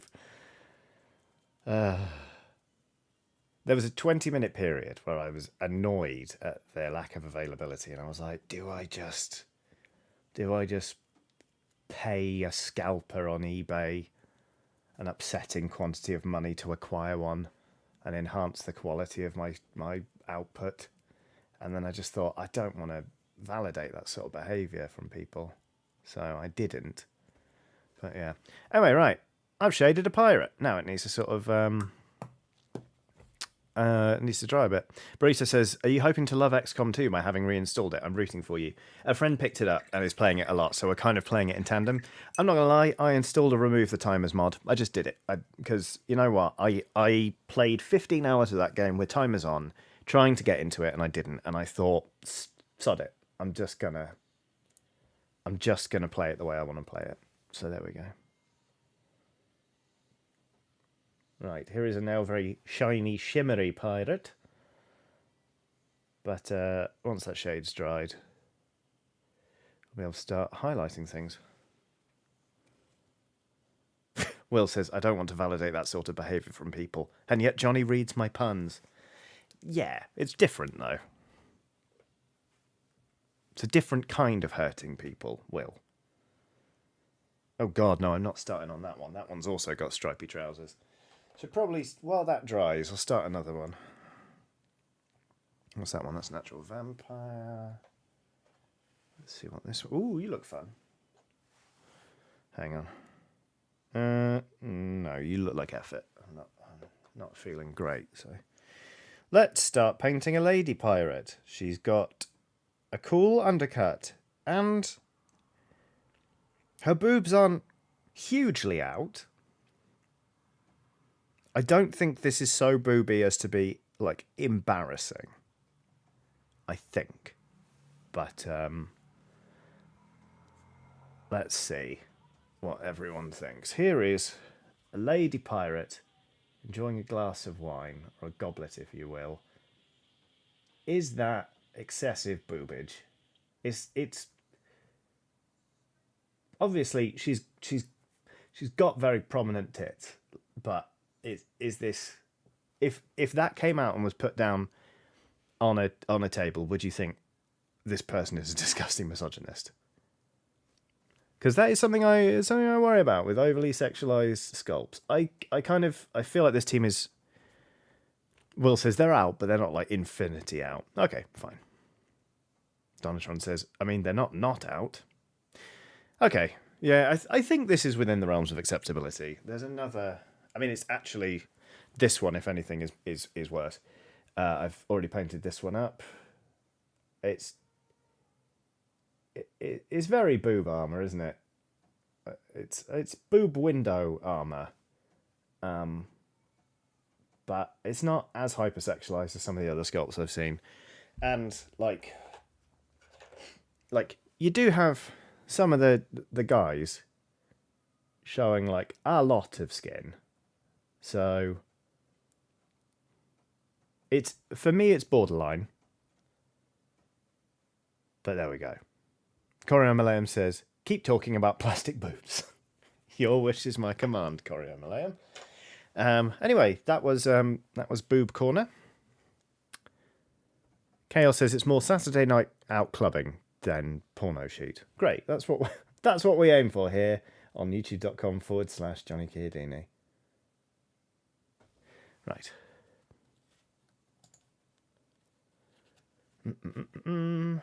Oh no, my music stopped. Guess it's time to put on Dracula's Tango again.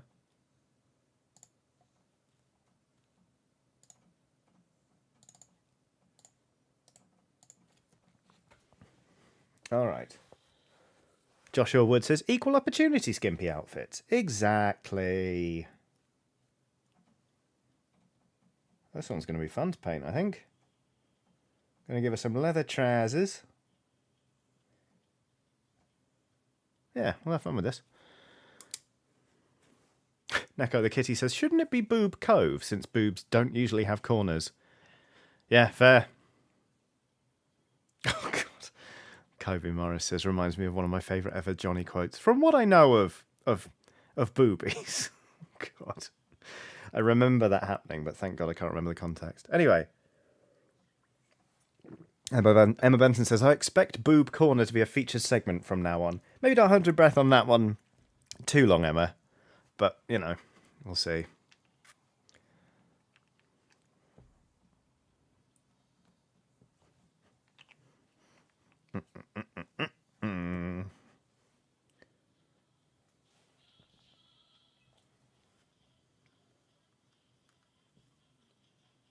Oops, that is the wrong brush.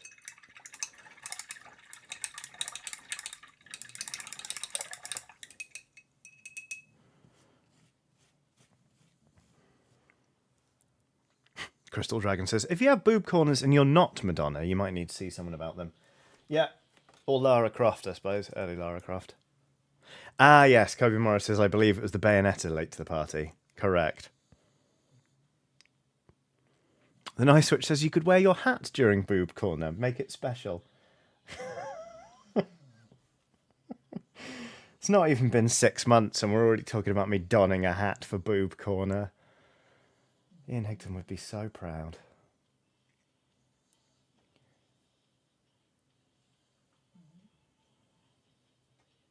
Yeah, I think this is an acceptable amount of skin. I think it's okay. I just like... There are so many elements of the hobby that are off-putting for women.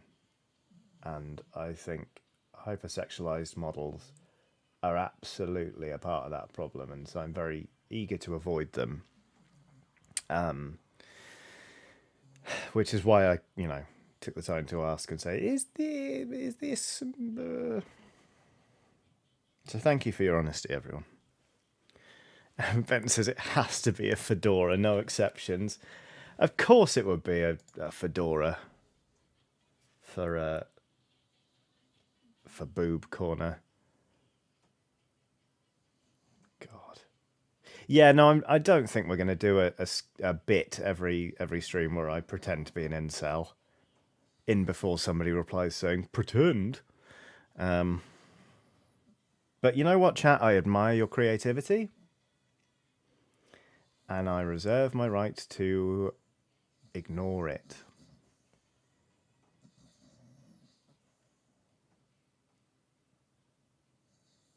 Jackie, la, la, la, I'm a sucker for your love. And I love, love, love what you do to me.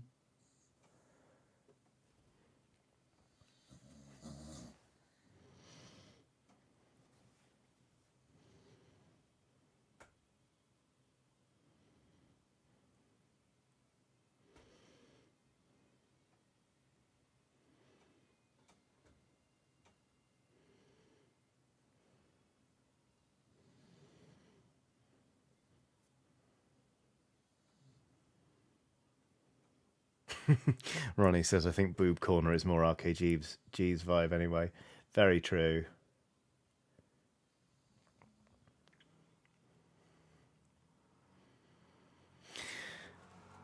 I haven't brought it up with him. I'm still slightly sore that they have ruined the word spooky for me. Because every time I'm like, spooky on stream, loads of other people are like, spooky. Eccentric Lefty says, is she not wearing gloves? She isn't. She's got metal fingertips on. So she's got like, hang on.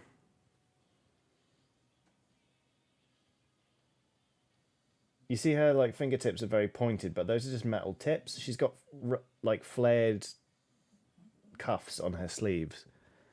So there you go.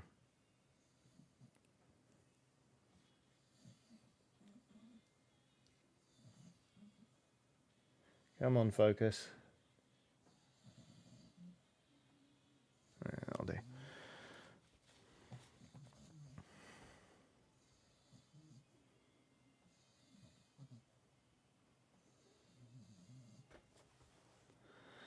Right, skin done.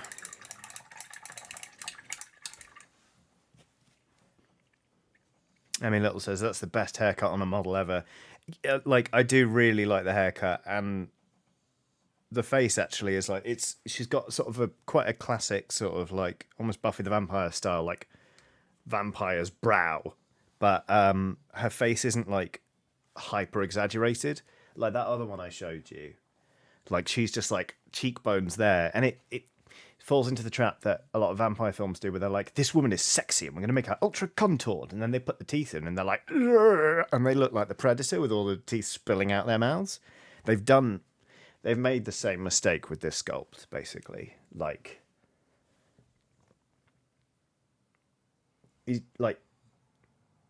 the drop off on those cheekbones, like you could abseil down those. And she's just there with these enormous gnashers, like, it's just a bit fucking weird. Probably not going to field this one in my original roster, if I'm perfectly honest with you, but there we go. Cyborg Penguin says, what's the model? This is one of the vampire pirates from Punga Miniatures. They make lots of Blood Bowl, well, teams for fantasy football miniature games. Wink.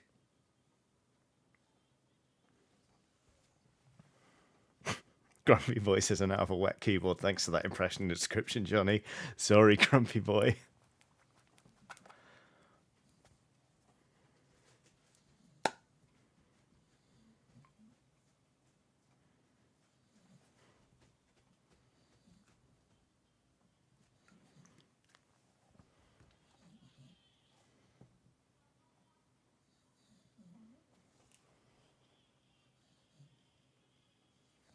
The dog's dreaming. It's kicking her feet. It's very sweet. Boots, boots, boots. She's wearing really high heels, which some might say isn't very practical for a hyper-violent version of American football. But you know what? Who am I to say different? I've never worn heels. How do I know what she's capable of? Also, she's hundreds of years old. She's probably got the hang of it by now.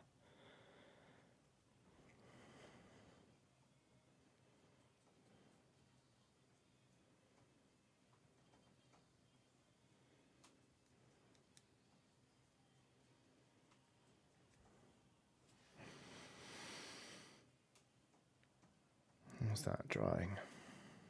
Still got a ways to go. I'll at least do the boots, and I'll try and get the trousers done as well before we switch back to that other pirate.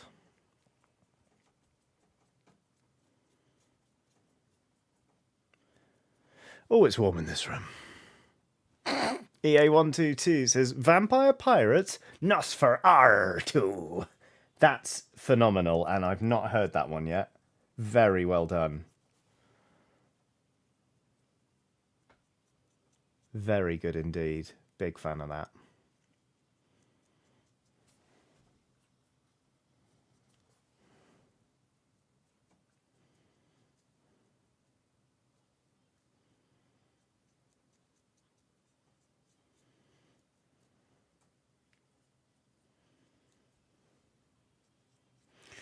Those boots are going to need a second coat, but there they are for the time being.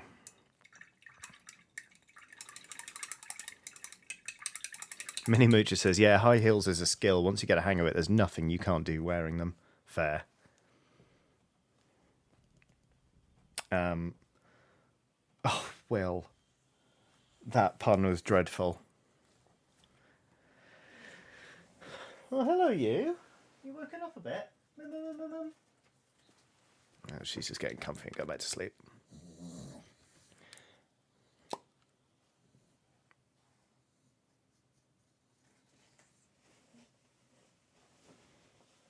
Good pig.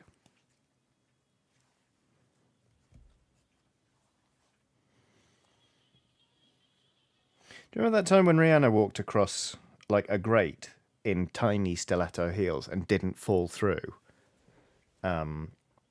And the internet went wild. That was a time, wasn't it?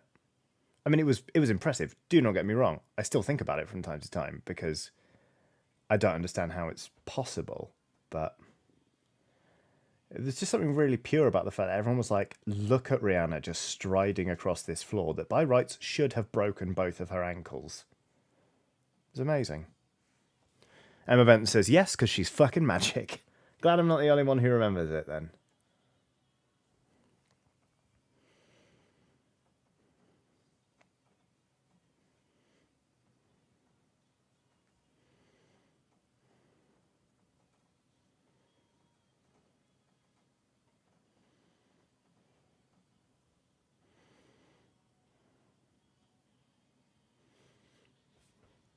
No. Bran. Leather trousers.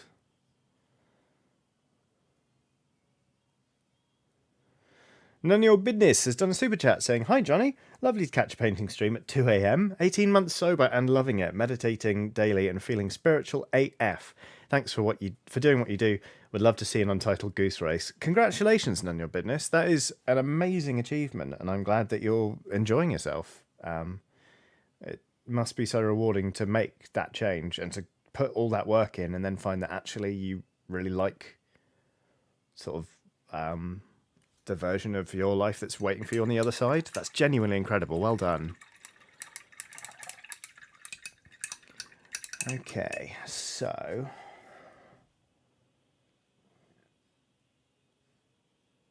we're going to want that to be cream eventually, aren't we? That top. Ugh.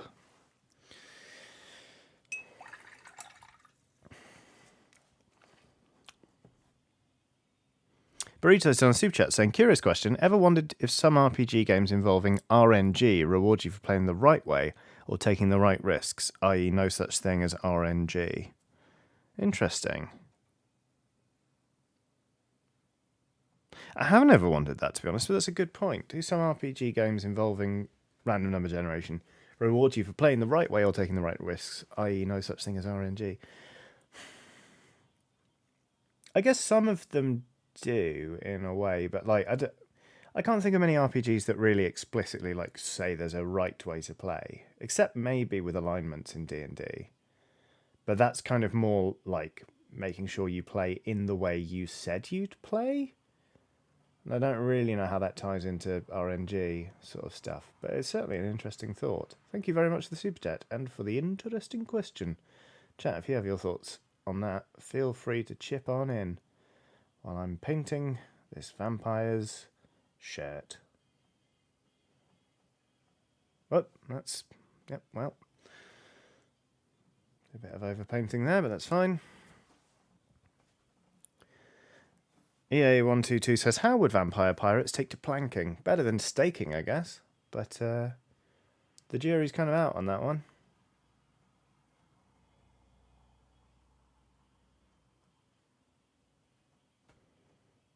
Paint the cuffs on this shirt.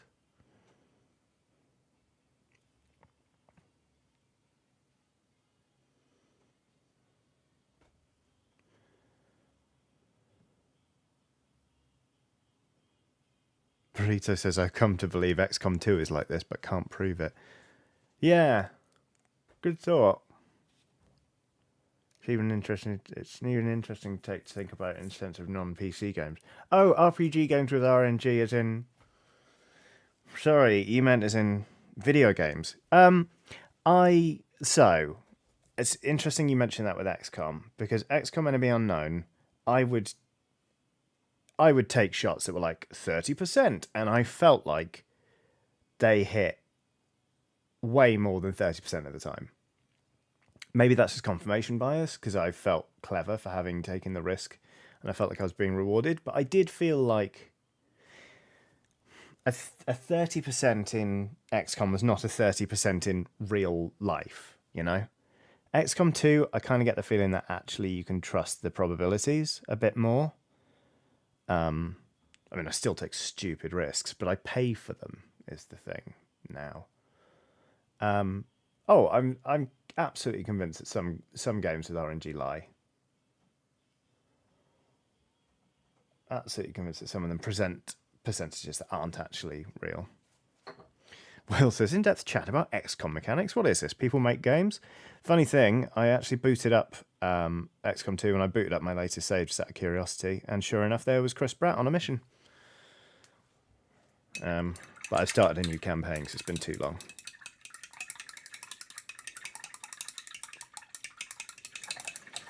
I like this sculpt. I think this is going to turn out well once I've done blocking in the colours. Doodle-doodle-doo.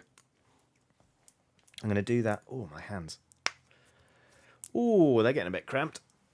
I am going to do another coat of Carrick Stone on these boots, and then I might switch back to that first pirate and we can sort of get him finished up.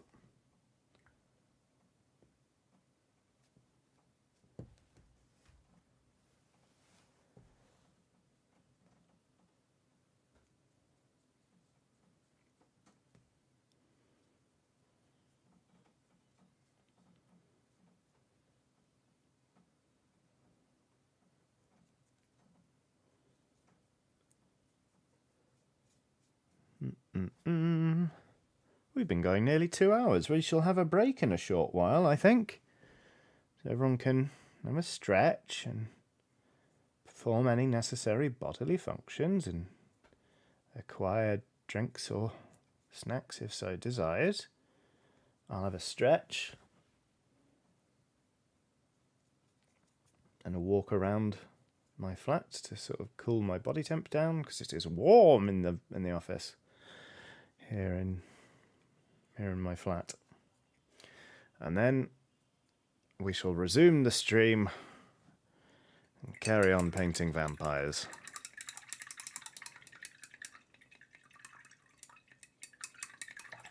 Who are also pirates. Who are also athletes.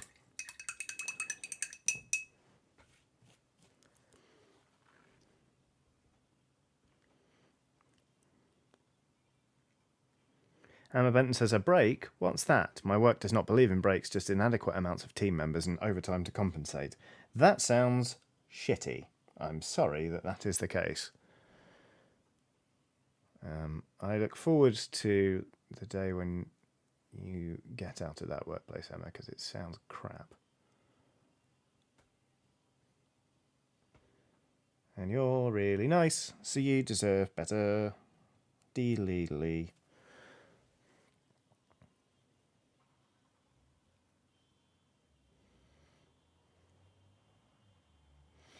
So the goblet in this vampire's hand, you can sort of see there, it's just empty and it's got quite a deep well in the bottom. I wonder if I should maybe try and mould something in there. It'd be nice if it was like properly full of blood. I'll have to see. I say nice, it would be engaging. Clem's done a super sticker. It is a Shiba Inu that's on its hind legs, which is impressive for a dog. Let's face it. Holding its paws like this, and it punches one up in the air to make some text appear saying, how's it going? How's it going? It's going pretty great, Clem. Thank you very much for the super sticker.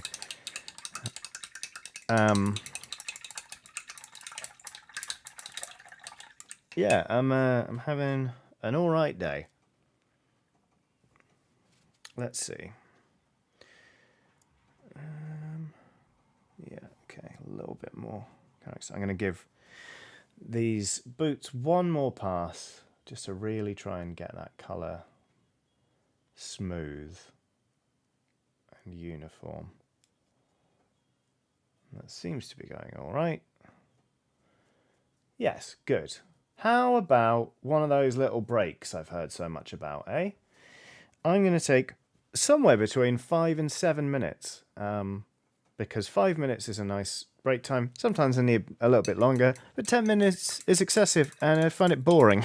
So, yeah, I am going to go get a glass of water maybe, have a little stretch, wander around a bit, and I'll see you back here in somewhere between 5 and 7 minutes. So do what you need to do. Have you had enough water today? Do you need to do some stretching? Are you hungry? Do you have plants? Do they need watering? And yeah, I'll see you back here. So if you're not going anywhere, enjoy this smooth jazz and a picture of my dog. See you in 5 to 7.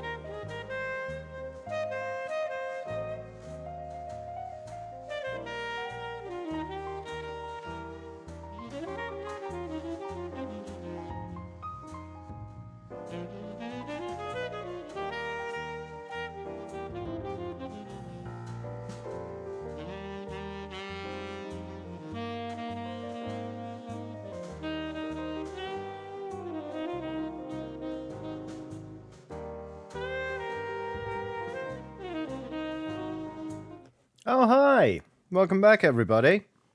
If you're just joining us, hi, my name is Johnny Chiodini, and we are painting some pirates who are also vampires who also happen to be athletes. It's a long story, but there we go.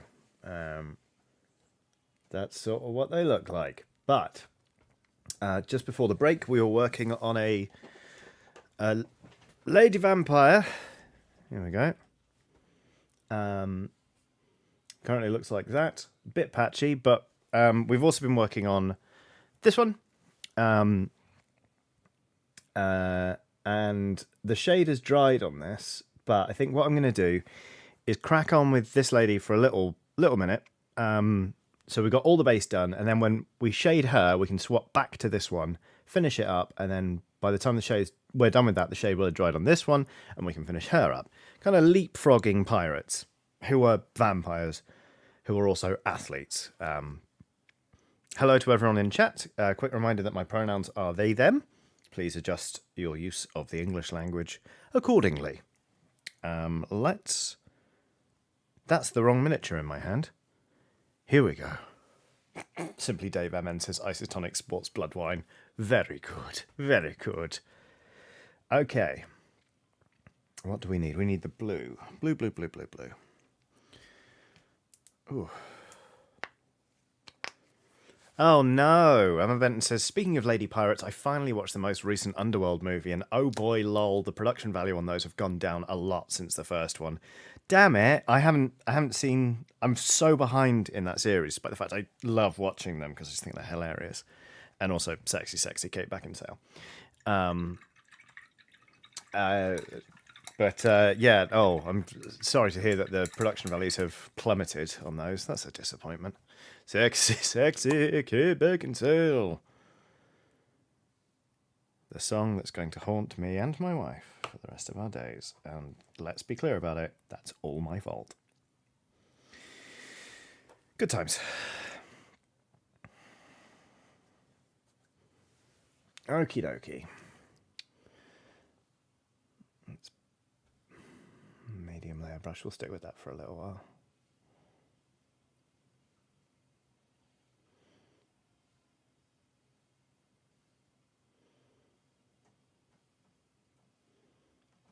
Oh, I like painting. I've not been able to do much of it recently because I've just been behind on writing for Weird Tales of Adventure. Thank you, and sorry to everyone who's still waiting on last month's issue. It is so nearly done. Should be in your hands on Wednesday, Thursday by the absolute latest, and I really appreciate your patience because it has been a journey getting it all written. But it's no cause for alarm. I'm absolutely fine. I'm just behind on work. So it's not left much time for painting, but here we are, back in the saddle, brush in hand.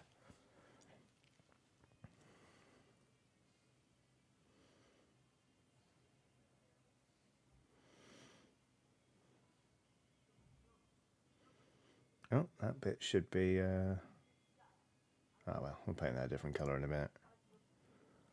Is that proper armour, or are we just going to make that into leather? I think just leather. That'll be fine. Okey-dokey.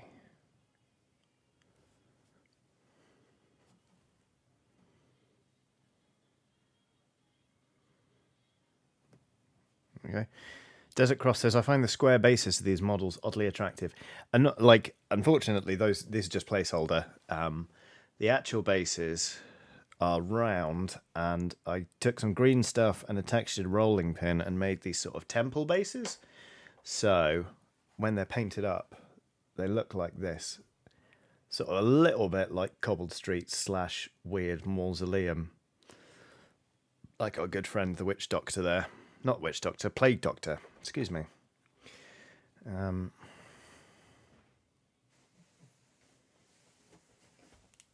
alright, Watson.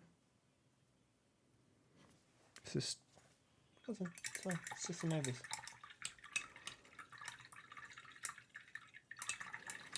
Daniel J. Vaughan III says, about 50 minutes behind, catching up with 2 times speed. Could anyone else hear faint music? Yeah, probably, because I've got music in my headphones and I'm quite close to the mic. Titan Uranus has done a super chat to say, Happy Vor Day. Do I want to Google this?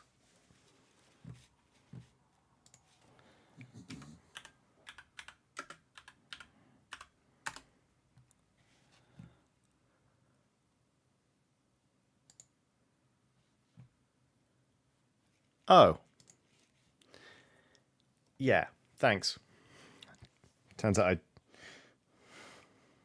I thought that's exactly what I thought it was, but I just wanted to make doubly sure. Well, I read that out loud, didn't I? Thanks, Titan Uranus.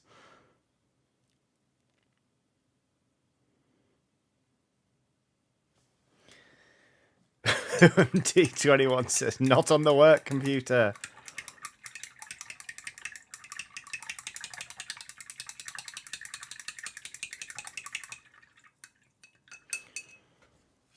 Ronnie says, I go away for 5 minutes and we're just talking about Vor. Why? Just why? We're not. We're not. That's the answer to the question. We're bloody well not. We're talking about something else. Purple. Purple paints. Gore. Aren't they nice? I like them. They're easy to... they're... oh, for God's sake. They are easy to layer up. They're a rich colour that gets good coverage on the model. Purple. I'm super glad I chose it for this team scheme. It's a scheme I've actually already painted up. I did it on some Aussie Arc Bone Reapers for Age of Sigmar when I did that. So, yeah. Anyway.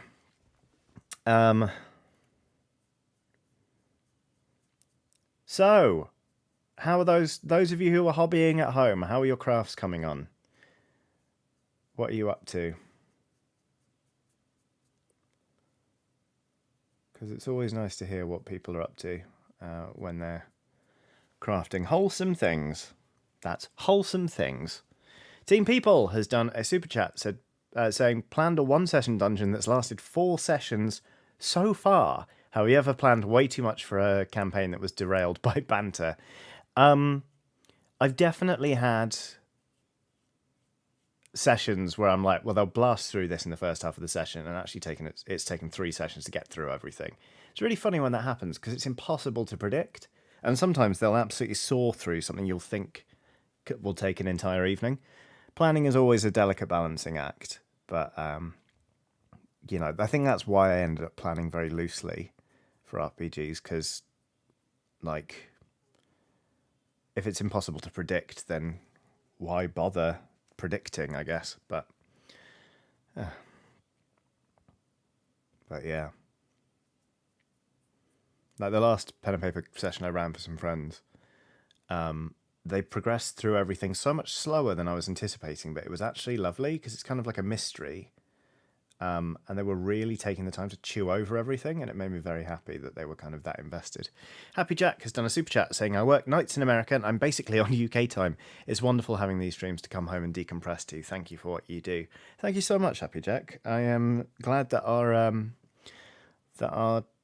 times sync up, basically, and that you are able to decompress after work. Nights, as I understand it, are pretty tough, so hats off to you, and I'm very glad that you stick around and you watch this stuff.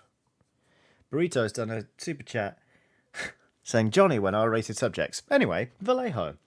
How about Vallejo, Burrito? Thank you for the super chat, by the way. Vallejo, what a great bunch of paints. Wow. Is that for the Deceiver? That dense orange that is in fact salmon pink. Although even that is a pretty good colour. It's just not dense orange. If that's dense orange, I am the Pope. And let me tell you, things are going to change around the Vatican.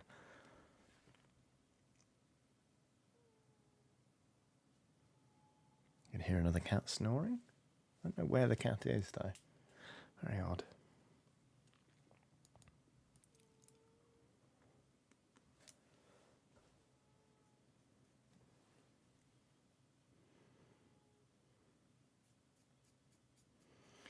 Purple, purple, purple.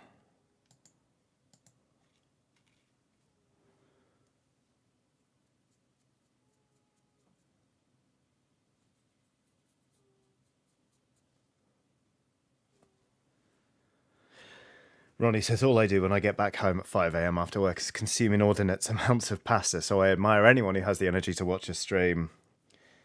Those were the days. I used to work in a bar job where we'd finish work around 4, maybe 3 in the morning. And what I would do is on the way to the shift, sometimes I would get a foot-long Subway, eat half of it beforehand, and then devour the other half after work. It was great. It was like a little present from me to me. It was very good. Sometimes I get an extra one just in case one of my colleagues needed an emergency sandwich. Because we were working on a bar and we were working bloody hard, but we were also allowed to drink for free. So we did. But anyway. Right, I need a smaller brush to do some of this leather detailing. And to tidy up a bit of that skin. We need to layer up the skin. So we need to do leathers, skin, metals, hair. And then we can shade.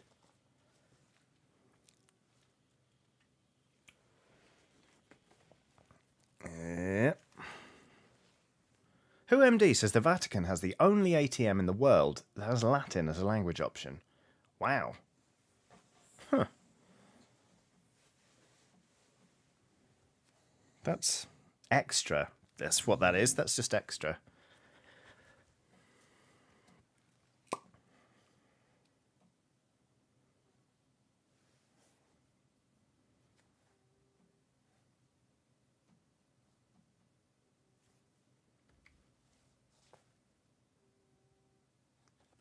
Can you hear that? Stop now. There it is. That's Luna snoring.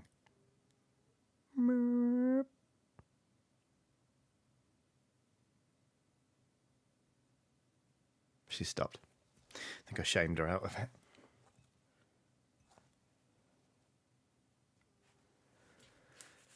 Lovely snory cat.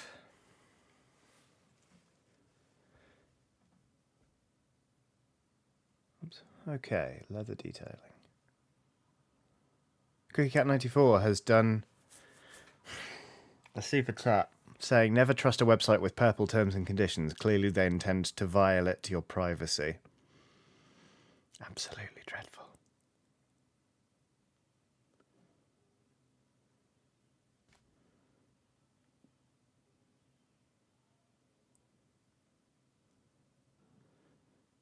I suppose I have to admire everyone's relentlessness with the puns.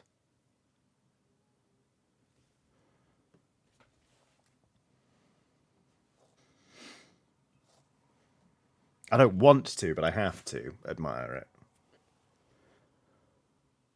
Okay. Ooh, okay. Little belt. Okay. It doesn't... it looks okay. So she's got sort of 3 belts across her shirt. That's okay. That's all right. We can live with that. Need a bit more purple on the collar.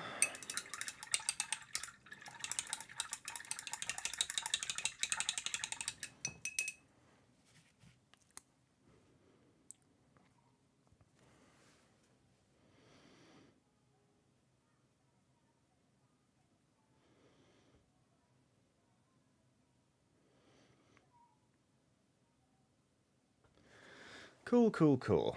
Right.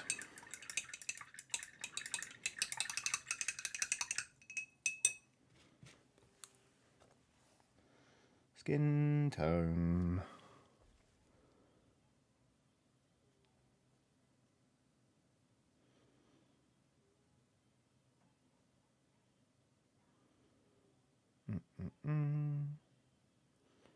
Jolly good. Cool. Oh, that's right. There was a bit more leather I needed to do. Painting when your short-term memory is not at its best is quite an interesting experience, let me tell you. To be like, all right, I've cleaned my brush, now it's in my hand, and there's this thing in my other hand. What was I doing with it? Sometimes it's genuinely difficult to remember, even when I'm streaming and talking about what I'm doing next. Sometimes it will just flee my brain. Those times are irritating, to say the very least.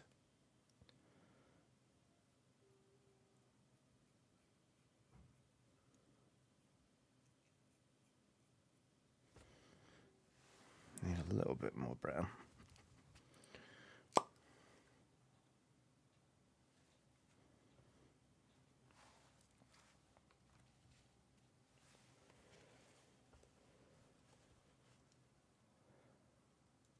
Will says, got to call my partner for a bit. Talk soon, chap. Take it easy, Will. Simply Dave MN says, still the after effects from your jab? No, I didn't get very much sleep last night. Just went to bed late, and I think I just caught a pint that was off. So I don't feel 100% today. But it happens. You know, you go out for a couple of drinks and then, oh no, turns out one of the drinks is off. And you just don't feel great the next day. Happens to us all. Happens to the best of us, you know.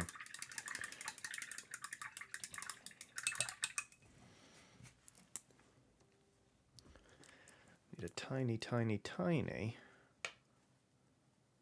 Oh, Will says, or not. Hi, Will. Welcome back. Just need a tiny bit of cream paint there. There we go.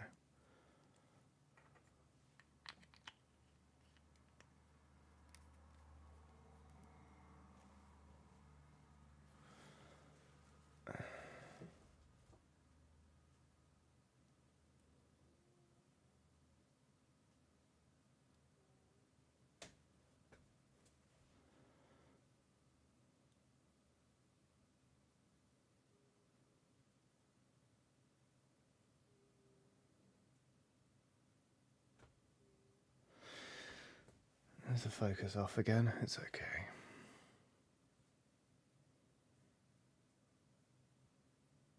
There we go. Okay.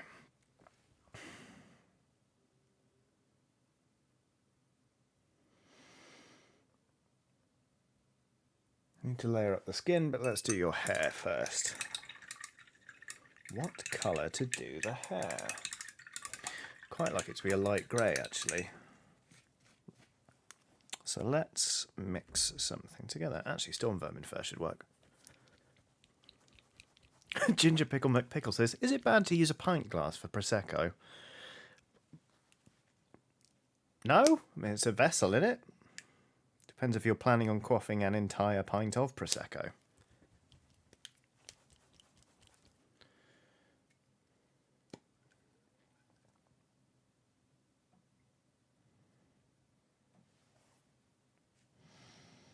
Bit of grey.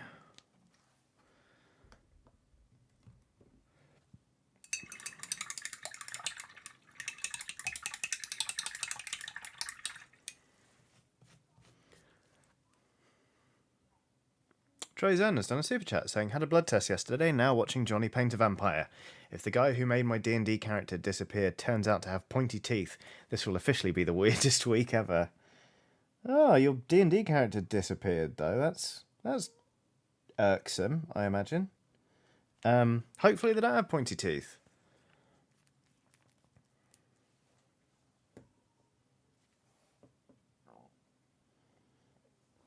Yeah, that's the grey I'm looking for. Here we go. Yes, yes, yes, yes.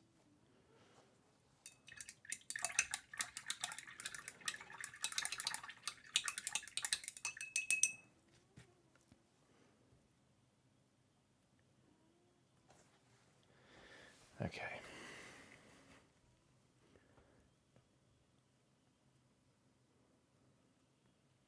CookieCat94 says, if it can hold liquid, it can be used for Prosecco. A cat, for example, can be used for Prosecco. Sound logic, can't fault it. Always remind, like, I say it always reminds me as if I talk about putting Prosecco in cats often. I mean, talking about things being used as vessels always makes me think of that Simon Armitage quote from one of his poems, which is something like, I want to drink intoxicating liquors from your navel. Don't know why, that line has always stuck with me. Good old Simon Armitage. A good poet.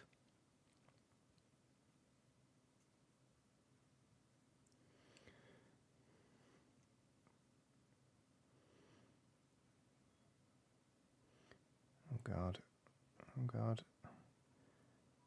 Just got to make sure her roots are done. Don't think a vampire would tolerate having their roots showing.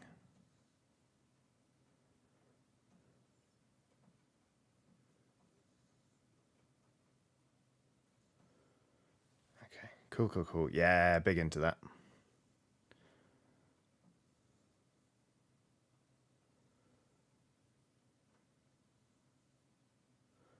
Oh, good. Trazon says, not that irksome. DM had the good taste to warn me it was coming and check I was okay with it first. And I'm clearly still going to be involved, so it's all good. Okay, that's good. I think it would be weird if they just pulled your character out from under your feet like a rug. Unless you were playing a rug in Dungeons and Dragons, in which case occupational hazard, frankly, but...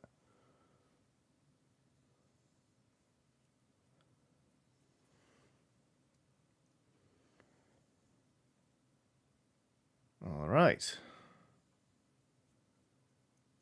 There you go. So she's got kind of...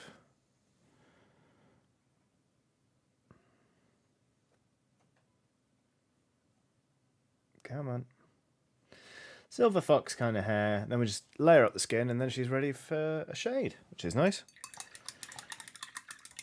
Whenever I start painting one of these models, I kind of feel like they're going to be a real challenge, and then actually they go quite quickly, which is very nice. Oh, I do need to do some metals. Okay, let's get back to that sort of old gold I was using earlier.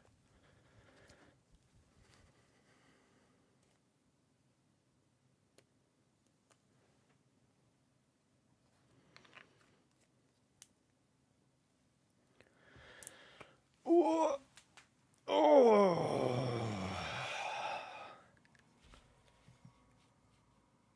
Excuse me. Let's see. Music. Tell you what, don't know if anyone here is a Torres fan, but the new Torres album is amazing. It's called Thirstier, and the second track is an absolute banger. So enjoy that if you want.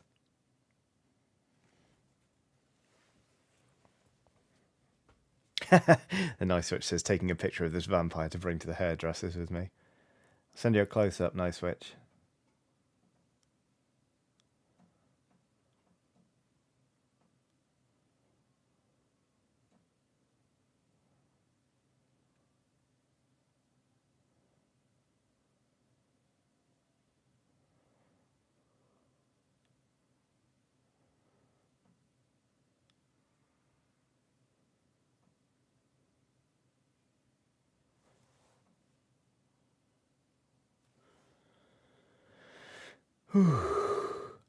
Ah, Ronnie says I'm so happy I have tickets for her gig in March. Jealous!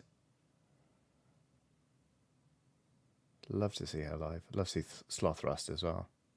Although I was meant to go to a gig on Friday night and I bottled it in the end. I just didn't. It felt too soon. Pandemic times. I mean, it takes 2 weeks, give or take, to reach full immunity with Pfizer. And I just thought, I can't risk it. So I didn't go. But,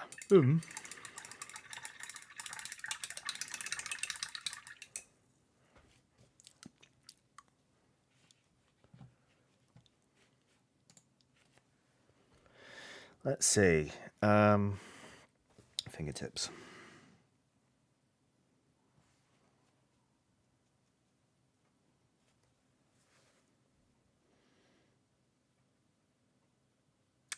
Need more metal.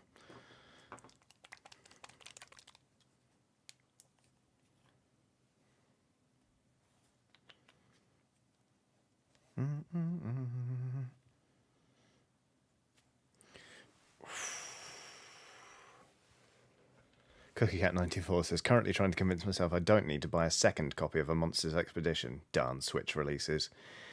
Oof, I know that feeling.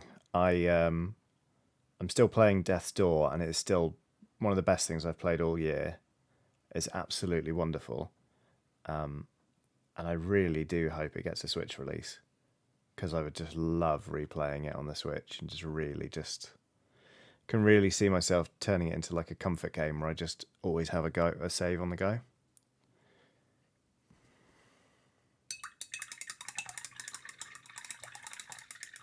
Ooh, Coheed and Cambria and the U's are touring right now, and Happy Jack is thinking of going to the Phoenix show. I bloody love Coheed live. I've seen Coheed and Cambria live, possibly more than any other band, actually.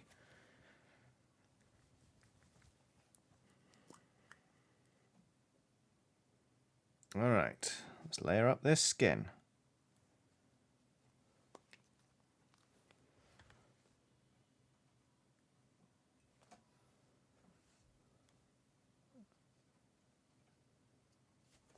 Okay, here we go. Oh, good. Some praise for Death Store in the chat. It's just so good, isn't it? Brendan R says, have you ever heard of the Canadian metal band Sumo Psycho? They're about to kick off a UK tour and I'm wishing I could travel. No. I've not heard of them at all. My favourite Canadian metal band, however, is Protest the Hero because, oh my god, they're talented.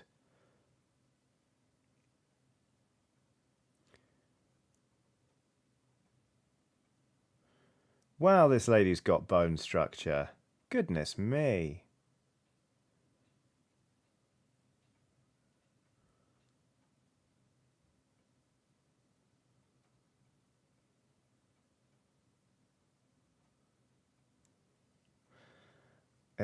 She looks very pasty there. Oh god, that looks dreadful.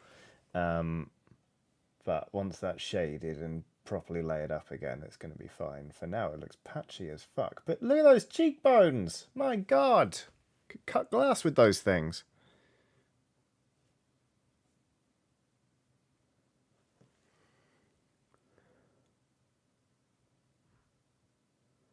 Let's fill that head in a bit more, actually. Yeah.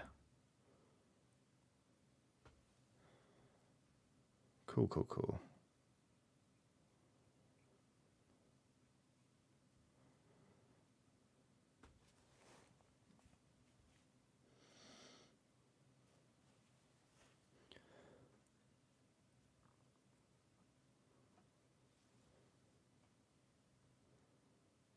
All right. I think she's ready for the shade now.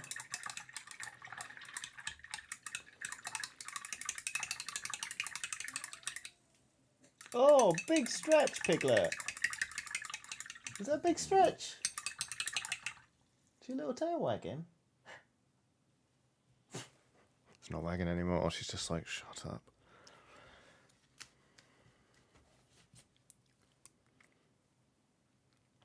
Ankalik Fergic says, I feel like good bone structure is an essential part of being a vampire. Gotta have the shadows fall on you right when you loom menacingly. Completely agree.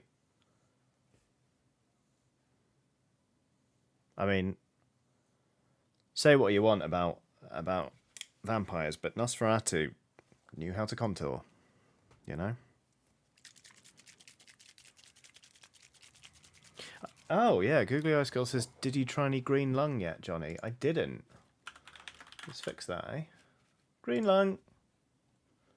On it now.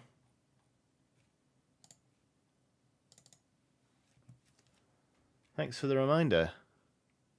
Already from the artwork, I think this is right up my street.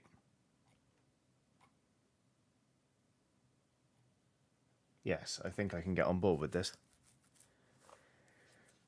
Okay. Right.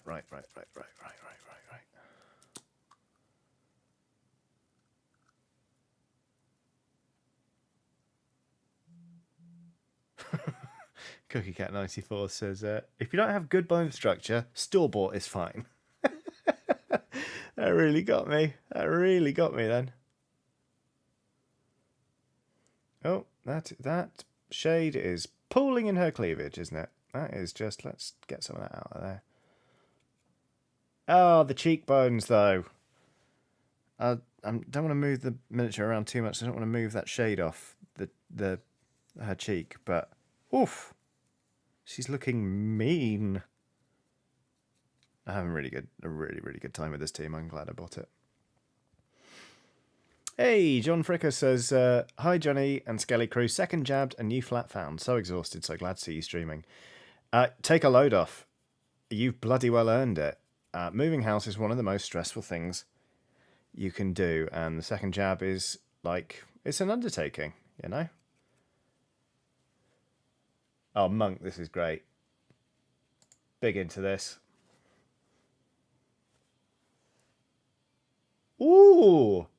That is a very, like, that harmony, that guitar line, just reminded me of Baroness in a really big and really good way. Yes, this will do nicely. Thank you for putting it in my ears.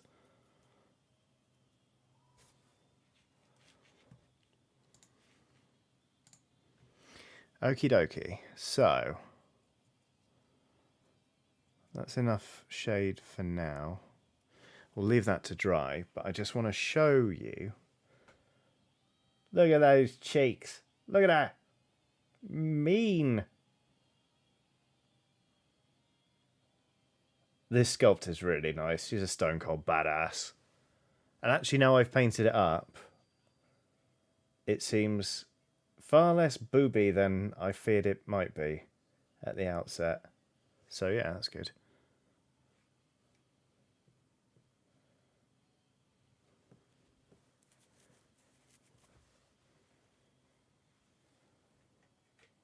Right, let's go back to the old man with the stripy trousers and the coin, shall we? Sounds like an Iron and Wine song gone wrong.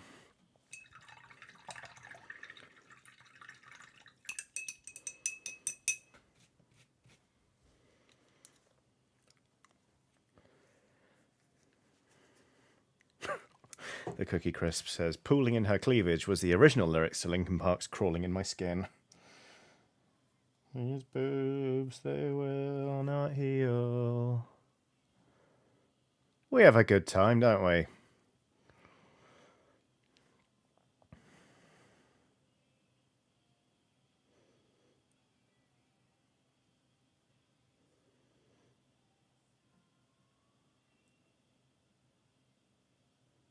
Fucking hell, Green Lung slaps. This is great.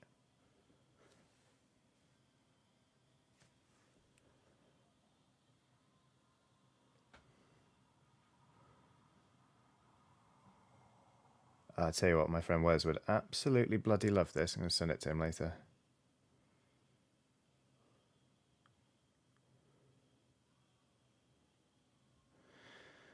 Okay, I think the stripes are paying off. Hopefully you can see I've just sort of highlighted down the sides of that stripe there, and it's really helping them pop, actually. So I am pleased.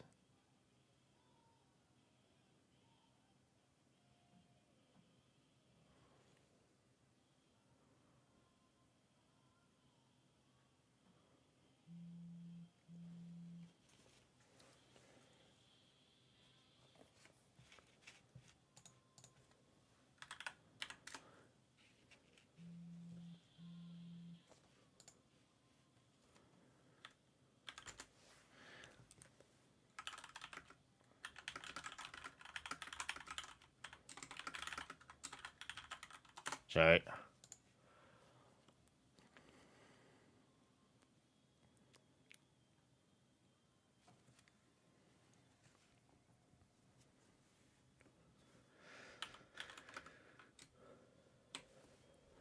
okie dokie. Right. Sorry, I had to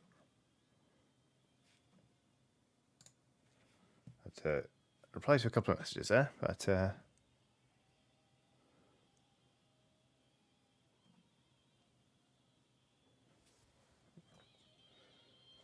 highlighting trousers. One of the lesser known sea shanties. Won't hear the longest John singing that. Cool. Come on, focus.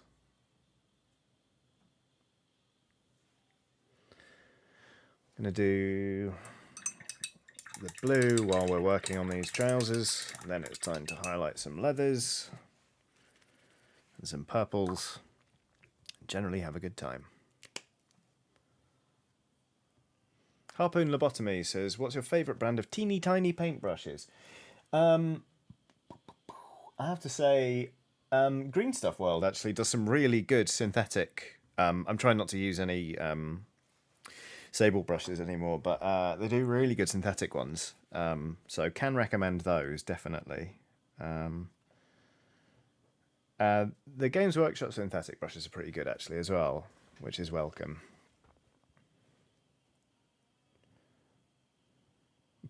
Anonymous says this village is known for its sailor work songs. It's a real shanty town. Just torturous. No wonder you stay anonymous. And yet I keep reading them out, so who's the bigger fool, really?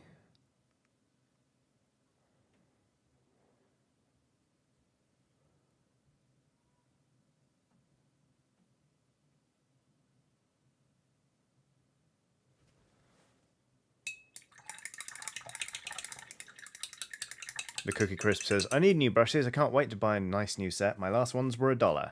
I'd buy that for $1. Nice Switch says, remember the heady days of Fanpire?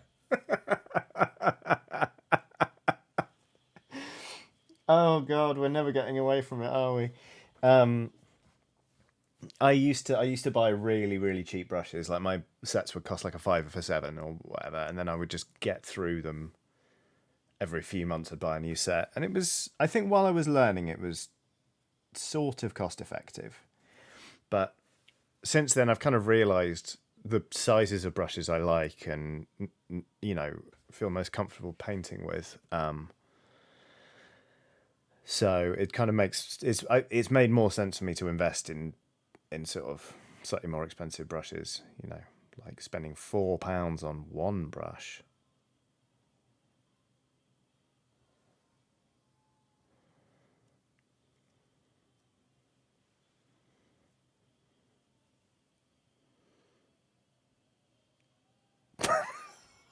Vampire Slayer, my God. We're never going to be free of it. It now has just taken up residence in my head and is just popping out at odd times to haunt me.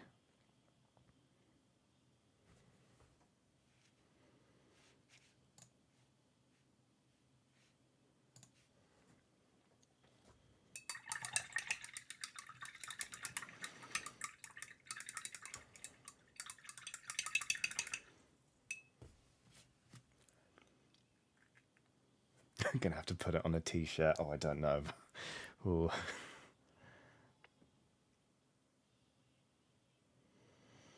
Okay, right. Let's work on the purple.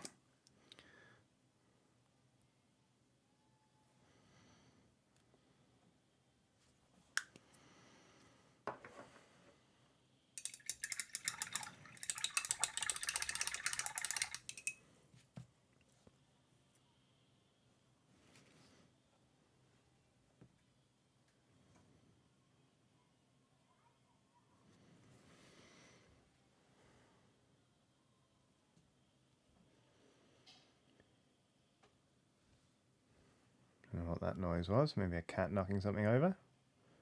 Can't wait to find out later.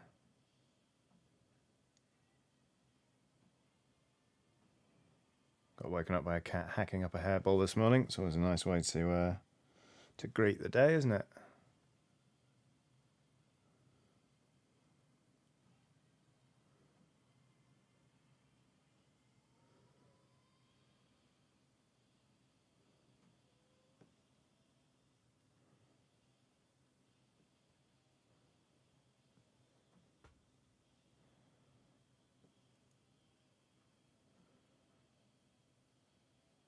I think I missed the bit where people started talking about, or the bit that started people rather talking about using their own hair as brushes. But you do you, chat. If it saves you money and you get good brush control, who am I to tell you no? I have actually plucked a single hair from my beard before just to paint pupils on something.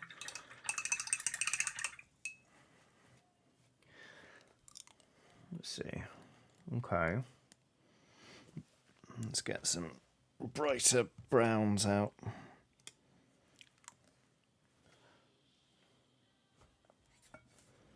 Uh-oh.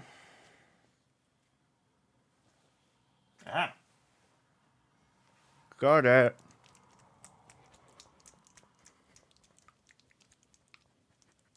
Neko the kitty says, how do you protect your drawing models from your cat? Mine must push everything off shelves and ledges. Cats don't really come into this part of the room, to be honest with you. I think it's a bit too messy even for them, so I've got lucky in that regard. They're more about knocking over pints of water anyway. Corey Haynes says, hey Johnny, just popping in. Never been a big tabletop guy, but Blood Bowl looks fun. Probably going to get the game as it is £6 on the Humble Bundle. Something to play while anxiously waiting for GCSE results. Good luck, Corey. I remember the anxiety of waiting for exam results vividly. Just hang tight. You know, you've done everything you can now, so just try and relax. Play some Blood Bowl. Throw some blocks. Roll some double skulls. Curse Nuffle. You'll have a great time. But yeah, honestly, best of luck with the results. Trey Zen has done a super chat saying, I once woke up to a cat lying on my chest. I've never had a cat. Well, that must have been something. That must have been very interesting.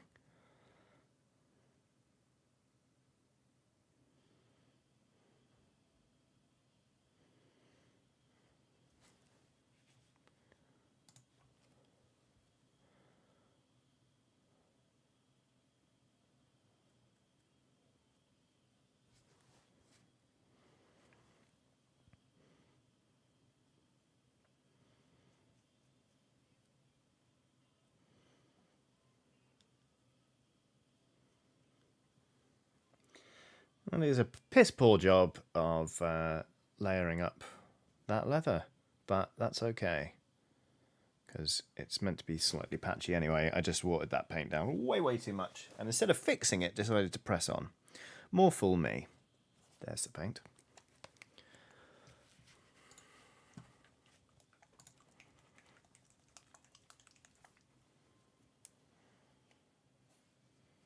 Here we go, that's a bit better.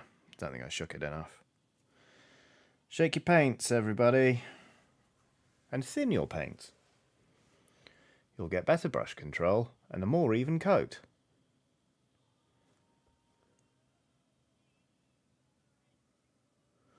That was a big breakthrough moment for me, actually. I knew I had to thin my paints because I'd seen tutorials that told me to do it, but I didn't really understand why. And then when I realised it was about brush control, I was like, oh, okay.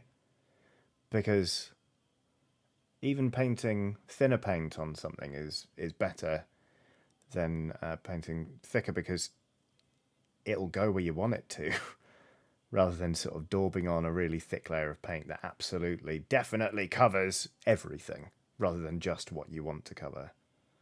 So it really helped me with my accuracy. And then as I sort of learned about layering up colours, it actually really improved my painting. So it is probably my number one tip.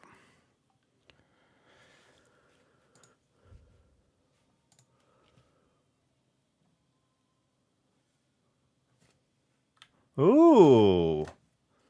Messages from my Blood Bowl League. There's some friendly sevens action going on. There's Tomb King's team, the Hittish Museum, is up against the Addington Aristocrats, a human ability team, which is a choice, because, not going to lie, I think the human ability teams are bad. I don't think they're much fun to play with, and I just think a normal human team is way better. But that's just me. Maybe you bloody love human ability teams. If so, I'm sorry. Sorry that I said I didn't like your team. It's not your team specifically. It's just the people that make up your team. I think I got away with that one. Okie dokie. So Barry Bumble, wow. Barry Bumble Crumpets has done a super chat saying, "Holy gosh, am I this desperate? Please forgive me." For what, Barry Bumble Crumpets? I am slightly confused. Thank you for the enormous super chat, but I am slightly confused. Johnny, have you still got the very first figure you ever painted? Not from when I was a kid, no, they will be long gone. In terms of when I restarted, it was only in like 2017. So yes, I still have those ones, but I couldn't identify. I could identify which batch they're part of.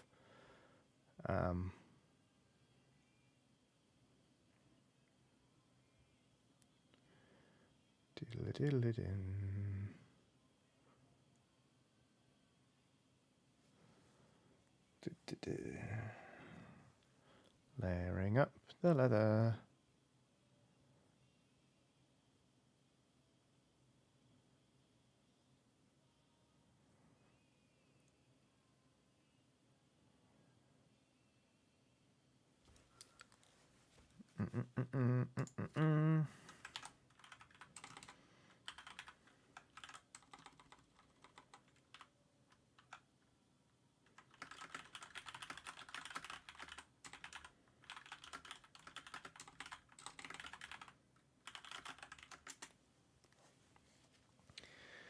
Okie dokie.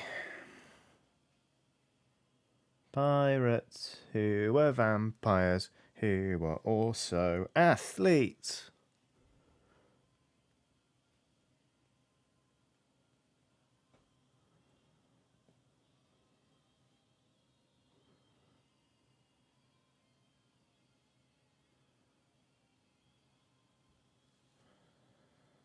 Okay, that's that bit done. Let's do some skin layering.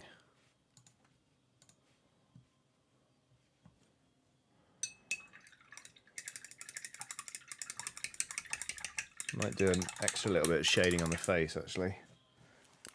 Maybe I'll do that in a bit.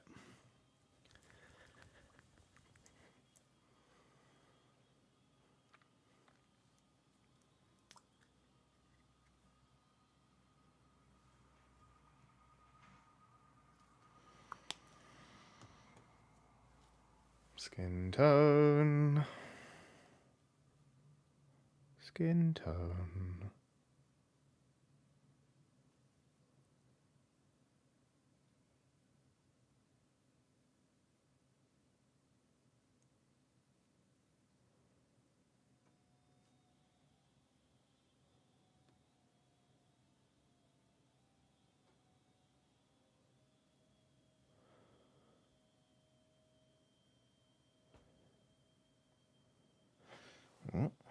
I forgot how ripped this dude's arms are. You could bench press a horse, if the horse wanted to be bench pressed, obviously. Oh, the poor German competitor in the women's modern pentathlon at the Olympics, when the horse just wouldn't go. Like, she was way out in front after 2 events and then dropped like to the very bottom of the pack. That was very difficult. Just sobbing on top of a horse. It's not how you really expect your day to go. Nice, which says the poor horse. Yeah, the horse was freaked out, and then I think the German trainer punched the horse and got sent home from Tokyo. So that was a whole big thing. But yeah, horses. Hey, how about them?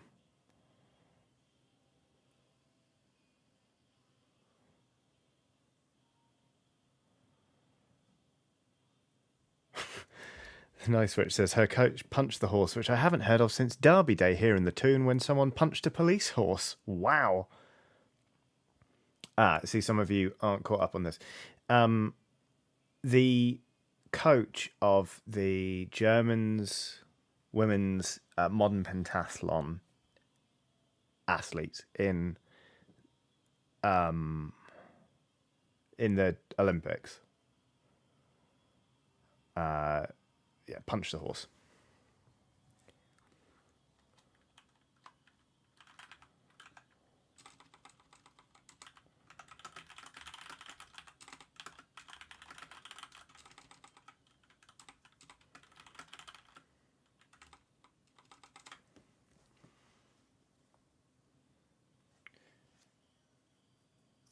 Barry Bumble Crumpets, you don't seem to be having a great time in the chat, and I don't really know what it is you're asking to be forgiven for, but as far as I'm concerned, there's nothing you need to be sorry for, and nothing that needs to be forgiven. I hope you're all right. Take care of yourself, but don't worry. There's certainly no ill feeling from me towards you, and I struggle to see why anybody would have a problem with you among the community. So do just be okay.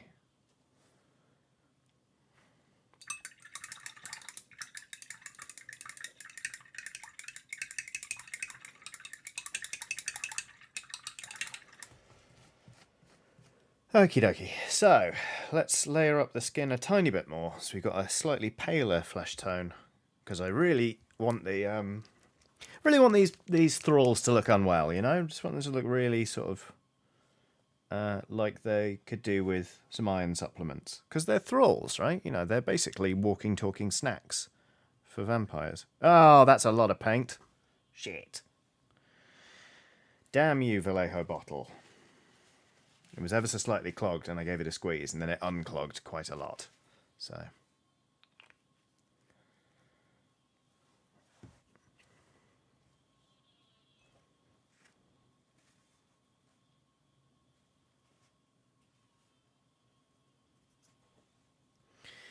Okie dokie.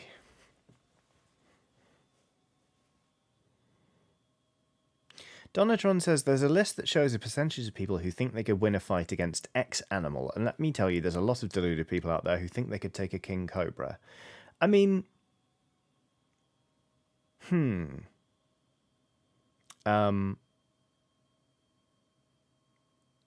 depends how we're defining victory, because, like, if I were to fight a king cobra, would it bite me? Probably. Would I be very ill and possibly dead afterwards? I imagine so. It's a king cobra. But could I take it as out of the bargain? Yeah, if I wasn't worried about getting bitten and possibly, you know, buying the farm, then maybe. CookieCat94 has done a super chat saying, just a general reminder for everyone, it is okay to not be okay. Look after yourselves. A lovely sentiment. Thank you, Cookie Cat. And yeah, do everyone take care of yourselves. And yeah, it is okay not to be okay, even if you're having, you know, when you're having a tough time, like that is okay. Obviously with that comes a caveat that, like, I am one person on YouTube, and I'm not, I cannot be a substitute for, you know, actual professional healthcare, etc., etc. And I'm very wary of kind of promoting the idea that I am sort of I can be a replacement, because that puts us. It's irresponsible of me to. It would be irresponsible of me to suggest so, and also, you know, there are all sorts of legal ramifications of sort of doing that sort of thing. But I am very glad that we have a very friendly community here where people look after one another, and that is very nice. I have overdone it on the skin on this chap, I think, maybe. Let's have a look. Chell Claire has done a super chat saying, I have to head off, but thank you for a relaxing stream and also for the great Apocalypse saga. Really enjoyed it. Stay safe, everyone. Thank you so much for the super chat and for the kind words. I'm really, really glad that the Apocalypse went down well. It's really lovely. Okay. I'm going to shade this chap's eyes a bit, I think.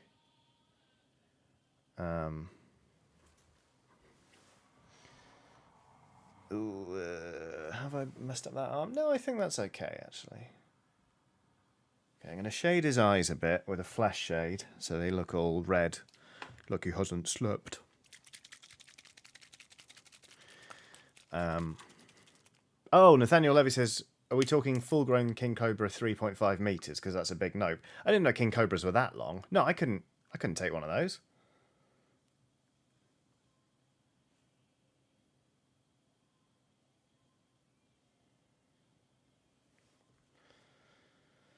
Right. That was actually one of my favourite games we used to play when I worked at Dicebreaker. It was a game we called 90 or 10, based on Wheels drunkenly asserting once, very early on in his career, actually, at Dicebreaker, that he could take 90% of the species living in the sea. Like, only 10% were things that he couldn't kill in a fight. So we just used to bring up a sea creature and be like, Wheels, 90 or 10. Giant sea turtle, 90 or 10. You'd be surprised by some of the things he was like, oh, mate, 90, 90. He's very confident with his ability to beat the shit out of things that live in the ocean. Too confident, I'd say. But, you know,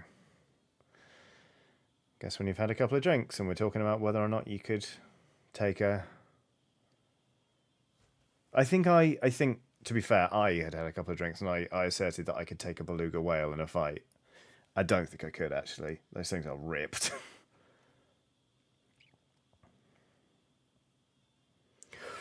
The Nice Witch says, I like to make bold claims a lot about who I could take on in a fight, but the one that ended up really ruffling feathers was when I said I could fight Paul Hollywood. Oh, yeah, I can see why people raised eyebrows at that one. Not because I doubt your ability, but because, like, I don't think I could even push over Paul Hollywood. Like, I don't know. Oh, could I take Paul Hollywood in a fight? I don't know. No. Interesting. He'd be so outraged. A lot of middle-aged men like, no, you could never fight Paul Hollywood. Oh, you annoyed internet men. Well, of course that ruffled feathers. But that's... I think, right, fighting Paul Hollywood... I've not given this much thought, but I feel very passionately about it. If you were to fight Paul Hollywood, you've got to hit him hard and you've got to hit him fast, because there is going to be a window with Paul Hollywood. There's a window with that sort of man where they cannot believe that this is happening. They cannot believe that they are under attack. And once they finally believe it, then they spin up and they are just a big ball of rage. And at that point, I think Paul Hollywood would cause problems.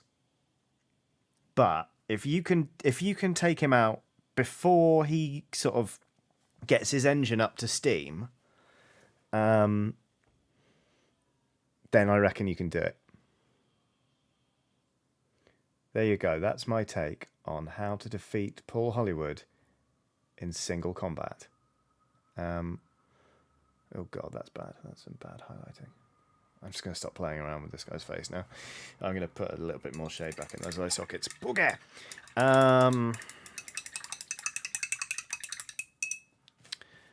Saw somebody ask if I'd seen any of the karate at the Olympics. Oh, it was Trezen. No, I didn't watch any of it, actually. The only bits of the Olympics I watched was the climbing, because my wife is really into climbing, and it's fascinating. It was great. Like, it's really exhilarating. I think I saw Ronnie earlier talking about it and how everyone looks like a real life Spider-Man. It's pretty brilliant. The Nice Witch says, okay, we've got the dex strat. How do we beat Paul Hollywood with a magic build? It would just be like cursed raising agents, wouldn't it? Okay. I'm not thrilled with how this chap's face has come out, if I'm perfectly honest with you. But Donatron says the percentage of people who believe they could win an unarmed fight with a kangaroo is 15%.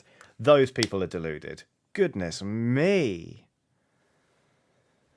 Josephina Vengerberg has done a super sticker. The super sticker is of a pair. The pair is wearing a sports band. It is red and white. And it is standing there and alternating between its fists as it punches them forwards. Its right fist says fist. Its left fist says bump. So I'm getting a fist, bump. Fist, bump. Thank you very much for the super sticker, Josephine. It was very much appreciated. I also forgot, I did watch the very end of the men's modern pentathlon, because my friend had been telling me the previous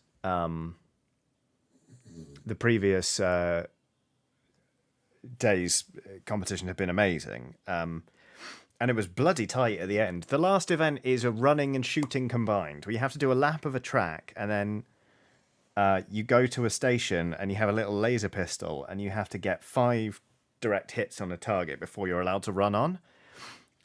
It's very, very interesting. So I tuned in for that, and the end of it was absolutely bloody thrilling. Genuinely. So yeah, just all of it.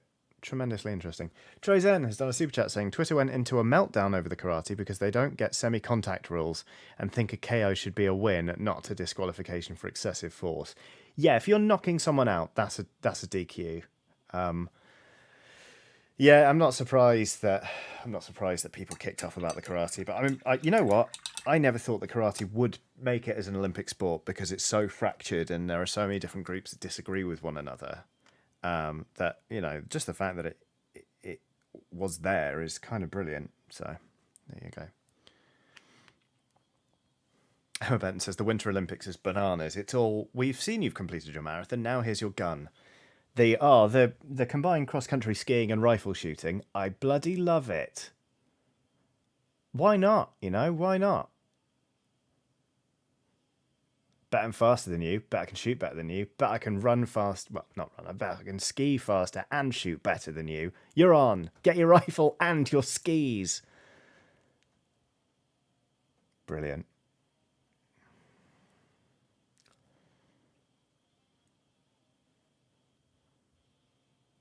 I've got to stop. I've got to stop toying with this guy now. I'm just going to ruin him. So, right. I'm going to call this chap done. Oh, I didn't. No, I need to work on... I need to just highlight the coin. Maybe the knife. But here he is. He's got his knife. He's got his wine skin. He's got his stripy trousers. And he's like, here, have a coin. But actually, what he's thinking is, here, have a knife. So there you go.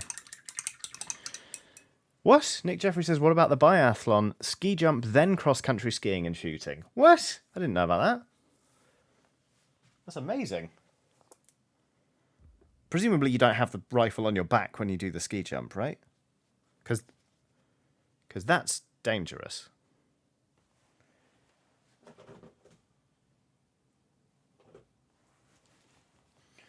Right.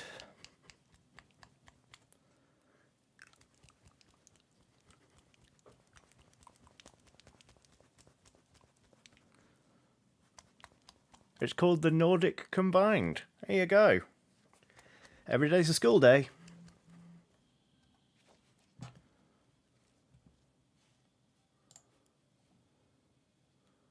Oh, wow. Goodness me. The Aristocrats have scored 2 touchdowns in 4 turns. I did not expect that. Sorry, just catching up with the old Hot Bobs League. Our league is called Hot Bobs, by the way, because we have a WhatsApp group, and I think I've said this before. One of the members was talking about the Switch and said, try to type Joy-Cons, and it auto-corrected to Hot Bobs. And in that classic WhatsApp way, we were like, ha ha ha, Hot Bobs, ha ha ha ha, and we'd already renamed the WhatsApp group, etc., and it just stuck. So we're the Hot Bobs League. There is actually a painted-up referee called Hot Bobs, which is nice. We do have fun. Hot Bobs, not Bods, Titan Uranus. Bobs. B-O-B-S.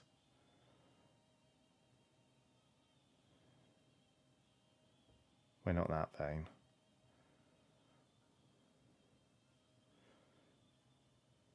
There we go. Right. There we go. The coin's got a bit of luster now. Yeah. All right. Happy with that. Hot Bobs, not Hot Box. Not Hat Bubs. Come on, the nice witch. Honestly.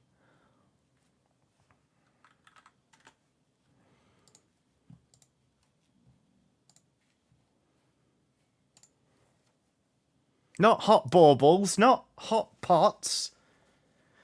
You're just trying to wind me up now, aren't you? Hot Butts, Hot Buds. Honestly. You're undermining my favourite thing. Okie dokie, vampire lady. Let's highlight your trousers.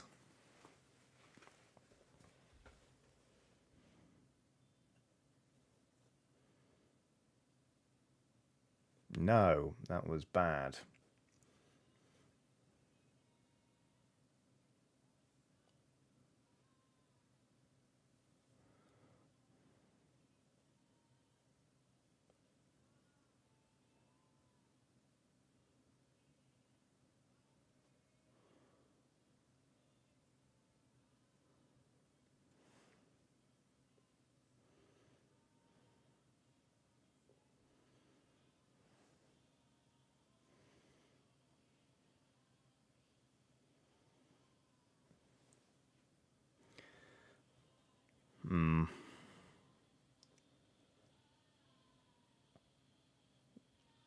Yeah, that's okay.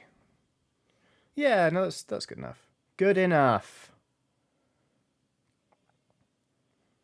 Wasn't thrilled at that at first, but it's all right. Oof.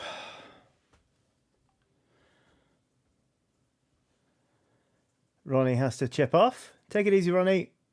I hope to speak to you soon. I'm sure I will.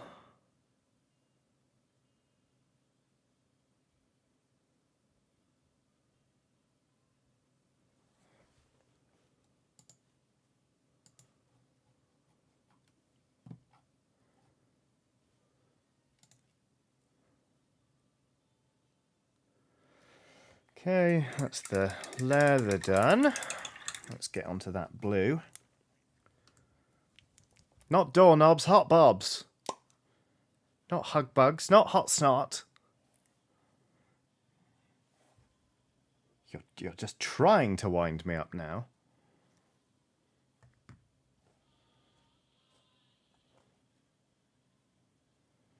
Ooh. Sorry. Hot bob, what a cruel thing I've done. Very good at chartreuse goose.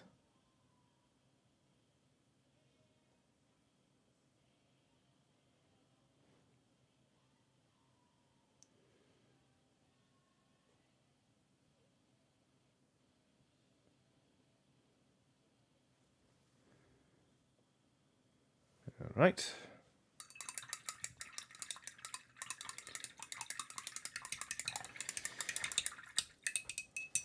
Okay, I'm going to highlight everything that isn't the cape so we can just really focus on the cape at the last hurdle of this miniature.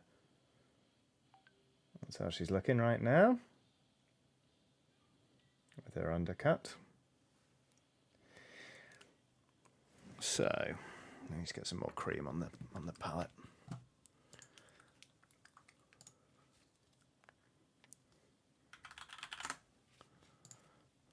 Clam bake? Happy Jack, that's just too far off.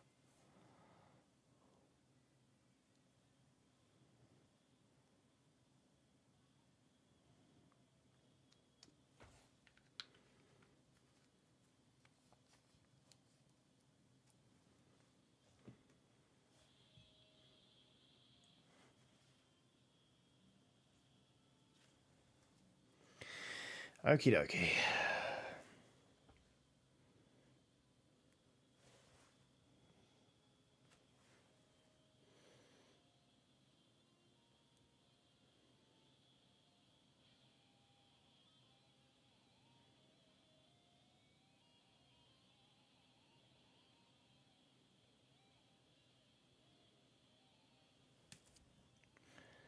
So that's gone all right. Okay. Ooh. Ooh, really fine highlighting is not proving easy today.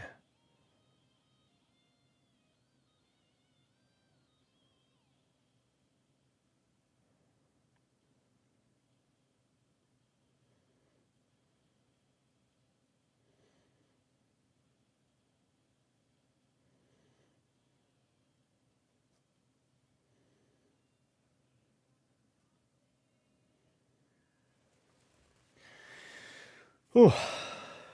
So, we can see here, I've just sort of gone around the outer edges of... I missed that bit, didn't I? Of the armour. Just to try and sort of make the edges stand out a bit. JT Girders has done a super chat saying, made it back, brought a joke. Bono and the Edge walk into a bar. Bartender says, oh no, not you two again. Very good. I wish Bono and the Edge walked into my bar so I could tell them to get out.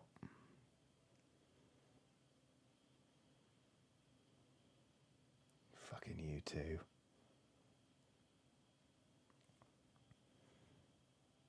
We need a dex and a magic strap for beating Bono in a fight, the nice witch. Want it on my desk by tomorrow.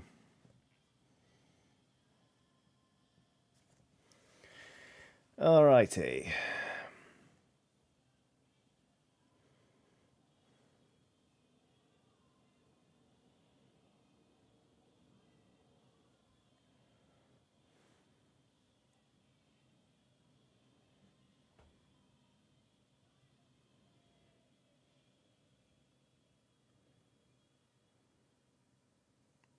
Corvus Albright has done a super chat saying, after much shenanigans, I've returned. Tell me, Johnny, are you winning? This Death's Door stream seems to have taken a turn. It was never a Death's Door stream. I think I'm winning. I'm painting paint onto a miniature. And my hands aren't shaking, so that's good.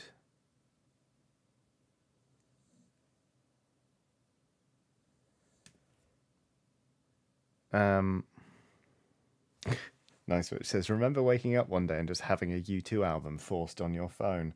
Thank God did I have a... No, I did have an iPod at that point. I was livid. So why am I having to dedicate some of my day to getting this shit off my fucking iPod? How did this get on here? What? How did I accidentally get gold on this bit? And why is it... What?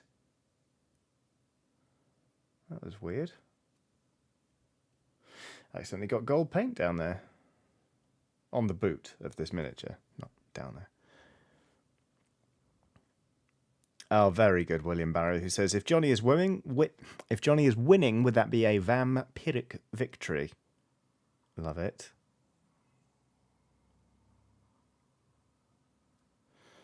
All right, here we go.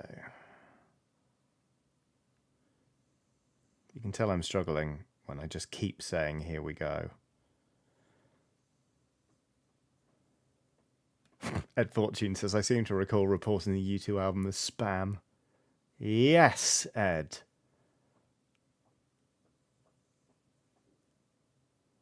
Absolutely love that.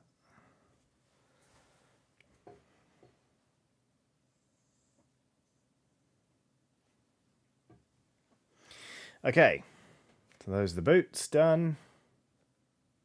Trousers, the jacket, the leather bits. Just got to do some small highlights on the face, and then we can work on the cloak, which for some reason has gold paint on it. Guess I got some on my finger. Mystery solved. Case closed. Diddle-a-did-did-doo.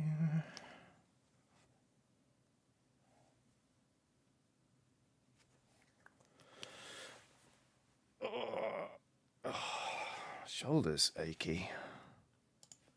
That's a new one.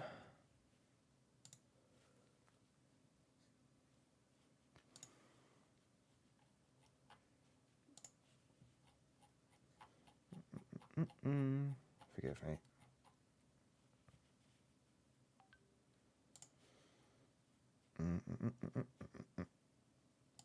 No, not that. Sorry, I'm trying to put some music on. I can't decide what I'm putting in my ears. That's a good fallback. Okay, we back.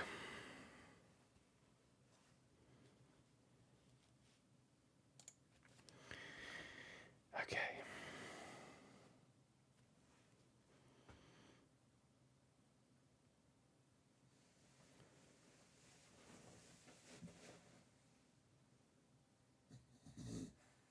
Good God, Watson.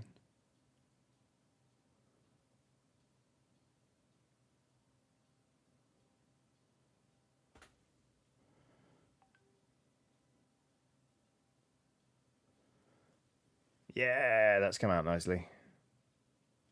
Good, good, good. Let me show you. Pleased with how that face highlight has gone. I actually think I'm going to leave that there. So now all we've got to do is the cloak, which is nice.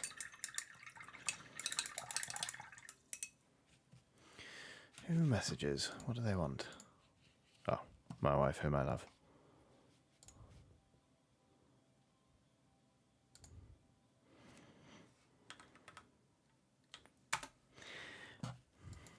My wife's at an art gallery, and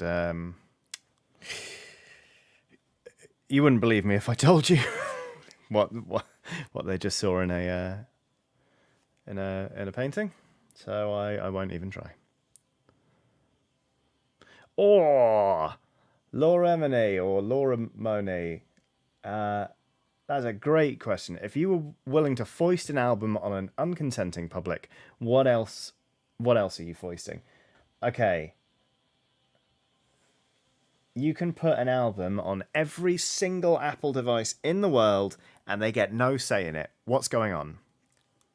What album are you sticking on there? Because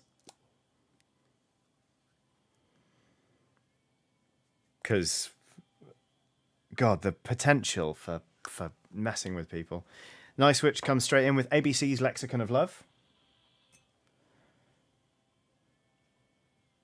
I think I would put on a sound effects album.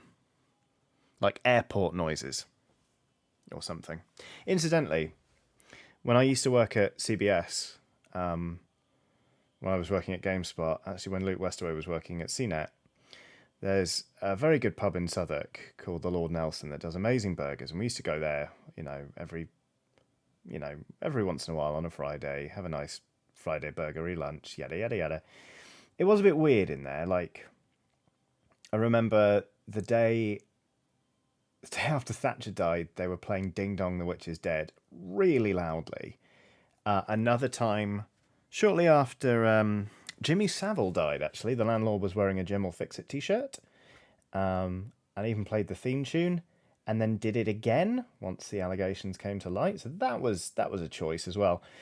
It is an odd pub, but there was one time where they were just playing airport noises, and people were just sat there having pints, having lunch, and just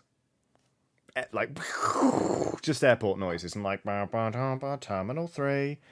And it made for a really unpleasant dining experience. Everyone was just like slightly on edge because it was horrible ambient noise. So that was good fun. Epizoan says Mr. Blobby's Xmas single. Wow. I would put my phone down and walk into the sea, I think. Just not messing about. That's enough, actually. A Chartreuse Goose says, pub I used to work at, we used to always put on Semisonic closing time at last orders. Very few people ever clocked it. I used to do that as well. Yeah, I used to really enjoy playing closing time at last call.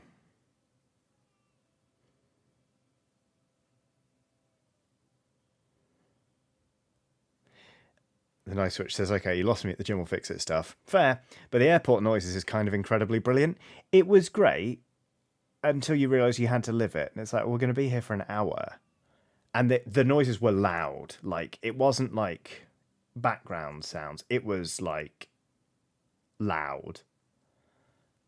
We're not talking like as loud as being in the cinema, but certainly like you were having to raise your voice a little to be heard over the airport noises. So, and Benton says, still absolutely refusing to learn who or what Mr. Blobby is. Keep that up, Emma. Never, ever, ever bother to learn, please.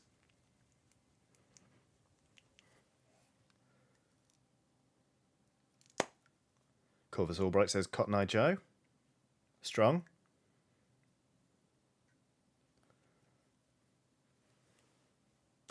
Ginger Pickle McPickle says, why did nobody complain? It was the Lord Nelson. You didn't complain. The last time I said something even remotely sassy to the barman in there, I think I went in and like he remembered me from my time at GameSpot, and he was chatting away and like la la la, just talking about something. And when I said something along the lines of like, see, nothing ever changes around here, then he just reached under the bar, I'm not even kidding, grabbed a dildo about that big on a sucker and went poof and stuck it to the bar and slapped it, and it was like doing this, and he stood there and went, huh? Because I had challenged him on the pub being very much the same as it always was. And to be fair to him, that was classic Lord Nelson. Just like, well, he was just like, eh? It is a very good pub, genuinely, but you don't really complain about them doing their thing in that pub. It doesn't go down well.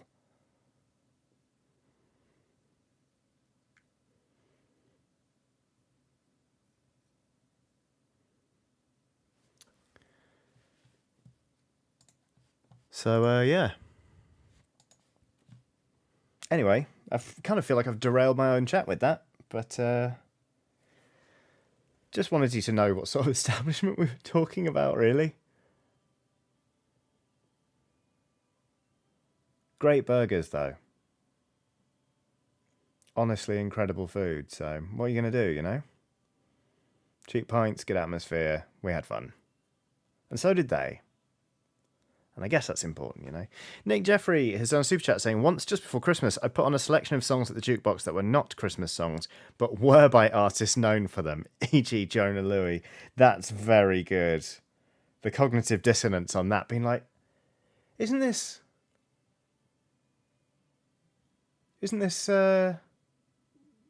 Noddy Older? Doesn't he normally sing? Brilliant. Absolutely brilliant. What the hell was Noddy Older's band? Slade? Was it Slade? My brain's not working very well. Despite the weather being absolutely rubbish in London, still manages to be very, very hot in this room. So I'm struggling a little bit.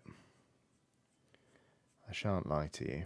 But at least the cloak... Slade, thank you.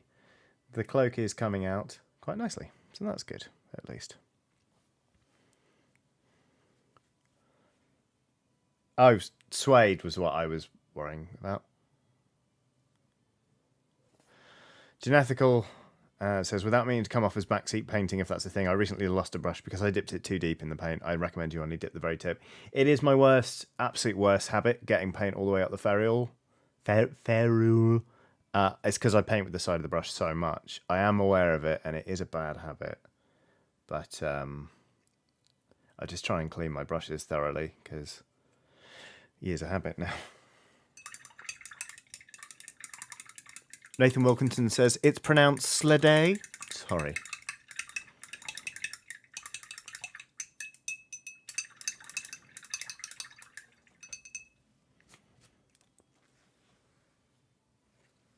Twiggernet has done a super chat saying, gotta run, Johnny. Lovely stream as always. Have a great evening and definitely go see that tall ship tomorrow. Thank you very much, Twiggernet. I'm going to try and make it down if Tower Bridge is working. Because I think it'd be very, very cool. So we shall see.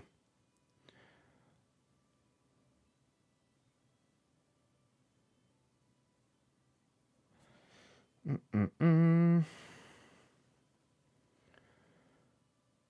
that bit. There we go. Okay.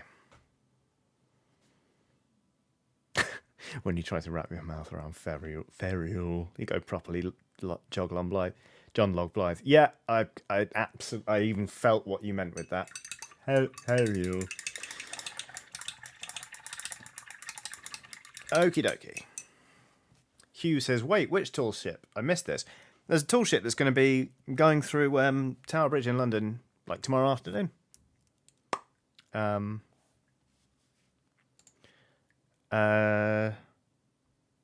Which would be nice. So I'm going to go have a look at it. Watch it sail in. Then it's going to be berthed alongside the HMS Belfast for a few days while it takes on crew, and it's going to piss off again, which is a giggle. So I thought I'd go down, go, wow, and then piss off again. Maybe I'll go to Lord Nelson, who knows? Don't know what their vegan offering's like, actually.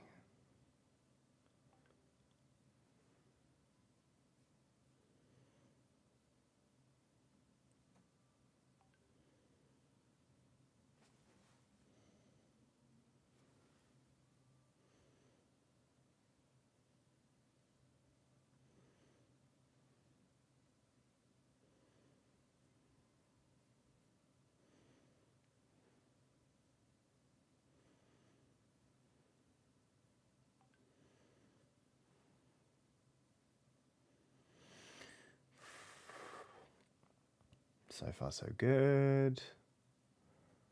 Yes, pleased with how this is coming along.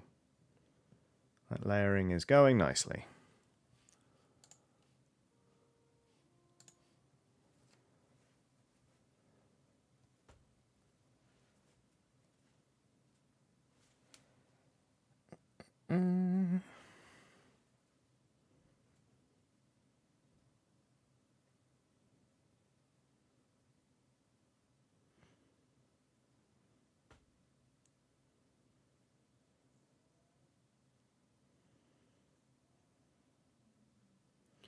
And it's the classic bit where I go quiet because I'm highlighting things.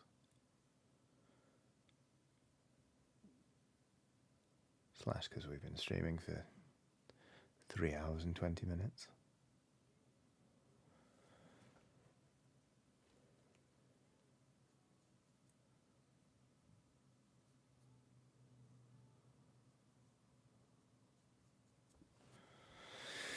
Cool, cool, cool. Getting there.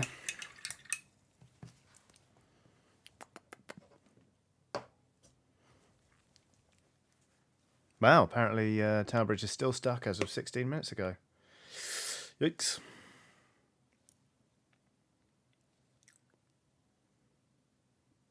Okie dokie.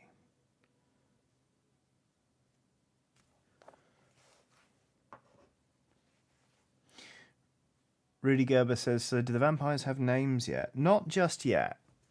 But I do know I'm calling one of them Gregor Shistovich, which is sort of a joke between me and a friend. But yeah, I want to give them very sort of Eastern European names for the vampire element, and then twin that with ships' titles. So, you know, it'd be like ship's quartermaster Gregor Shistovich, etc., etc. I like silly names for Blood Bowl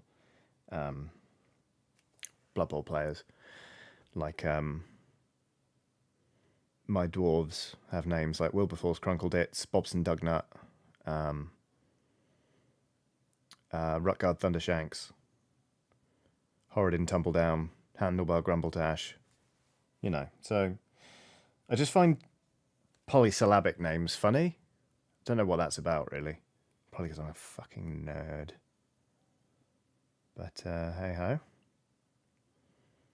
No, that's a nerd. Don't go to bed.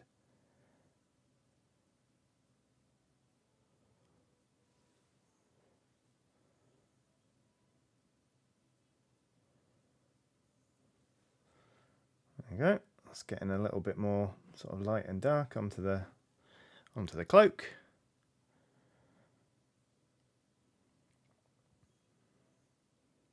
HMS Gregor Shistovich.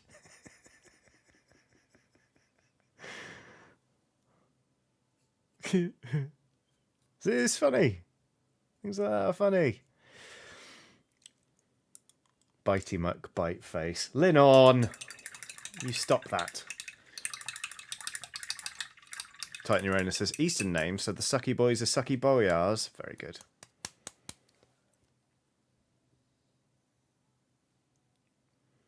Admiral Dmitry Dimitrishov. Gonna have to. The problem is I'm gonna have to learn how to say all of these names, so we'll see how I get on. Really. Right.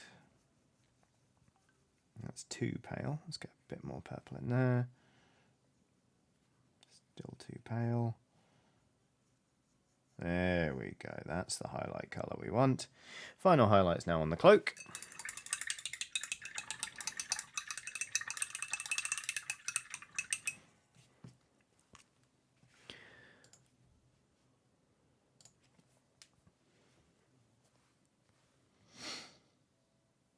Okay, less is more, Johnny. Less is more.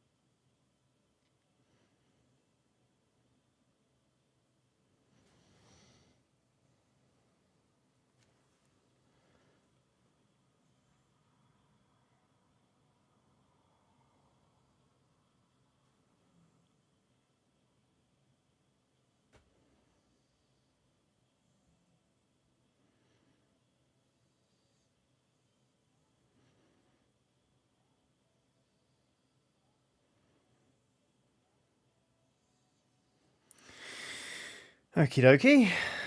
That's gone all right for the most part.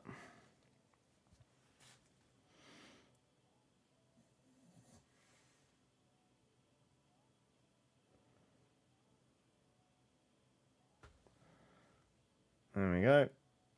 That is, I think I'm going to call it there. One highlighted cloak. Ooh, that was clumsy. Oh well. It's happened now, isn't it? Cool. Cool, cool, cool.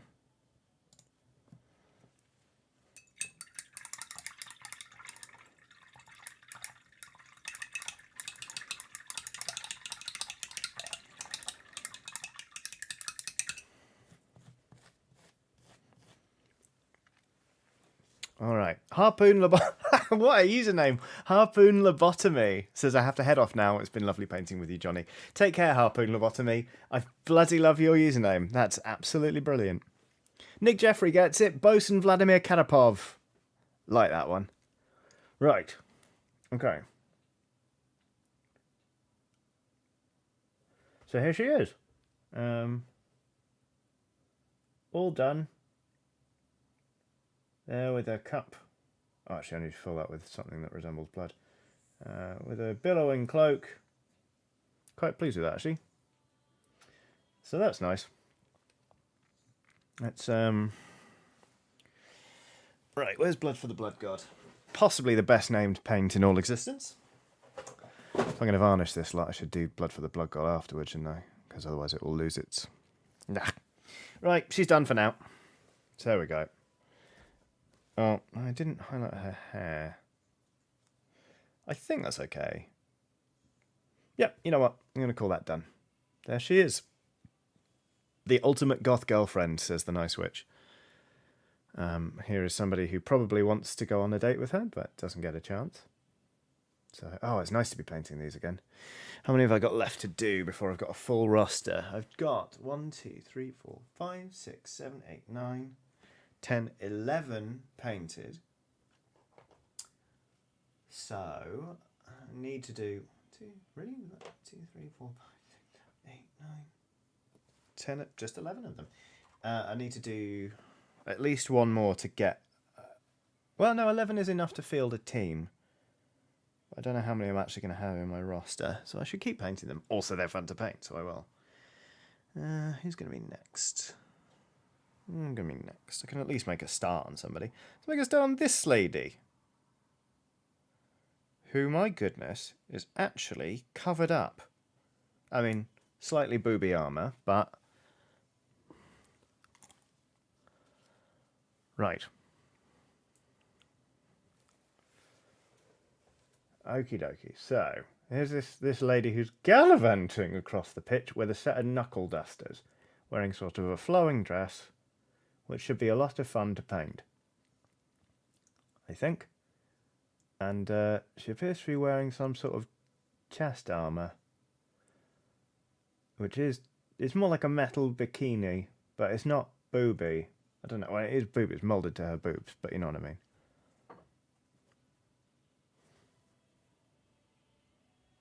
There we go. So yeah, let's crack into this one. Nice Witch says, not booby enough, to be honest. Good to know. Thanks. Corvus Albright said, Johnny said booby. Tee-hee. I did. I'll say it again. Booby. There we go. Right. And we go again. Ah, Corvus Albright says, I've been watching a lot of Ian Higdon streams lately. Yep, that checks out. Good old Ian.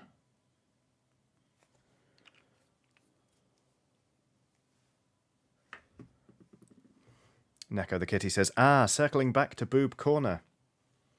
That's the secret. We never left Boob Corner.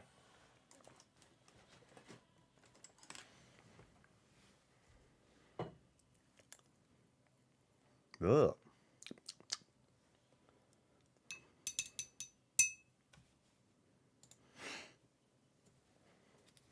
Oh, what else have we got? We've got this. This is an interesting miniature. This is meant to be a coach, I think. It's a Nosferatu just holding up a thing saying, sort of a tactics sheet saying take the ball up there, and he's wearing a baseball cap, which is quite good fun. That'd be a very quick one to paint, wouldn't it? Got half an hour left.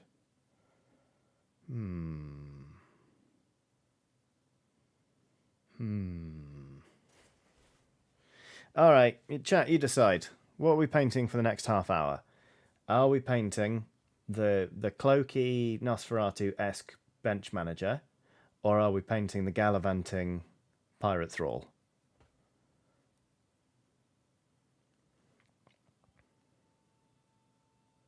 Take your pick. JT says spooky manager.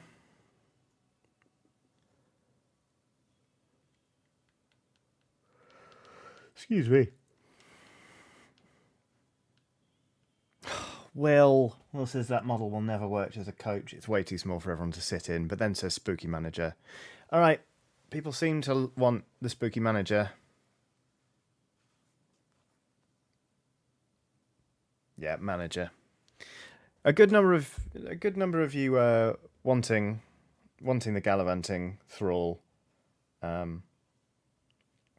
I reckon we can properly get this one fixed up in the next half hour. And you know what? I'm going to go straight in with the palest skin tone. So previously what I've been using for just the tiniest highlights, because this guy is properly old and dead, I'm going to use that as the base coat for this. Ooh, that's gone on thick, hasn't it? Let's move some of that around. There we go. Untidy.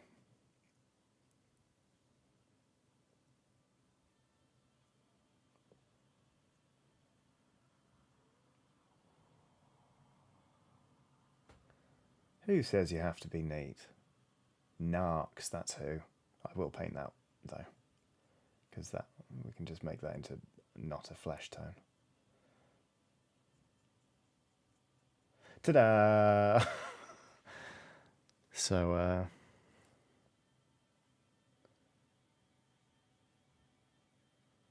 come on. There we go. Gonna need a couple of coats on that tone, I think, because these are obviously primed with black spray paint, but while that skin tone is drying, we can just whack down some of the base colours on the rest of this. So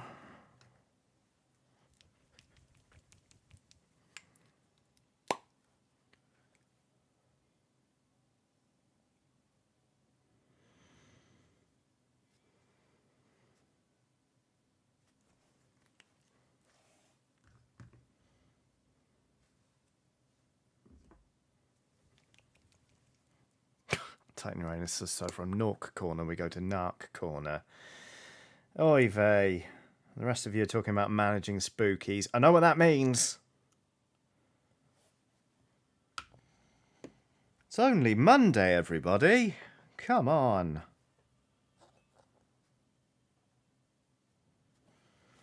Okie dokie.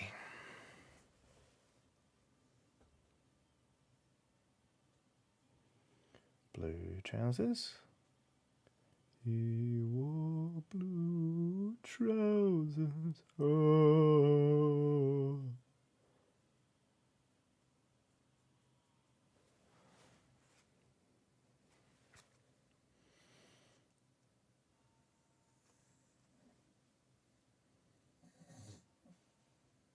Good girl, Watson. Take you out in a bit.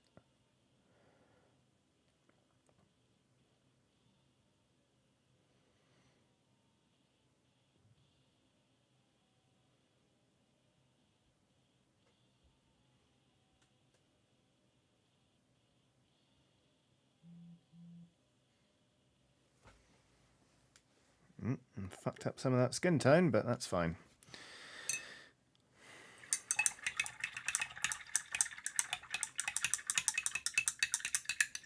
Stop it, all of you, with your taking good firm grasp of your spooky.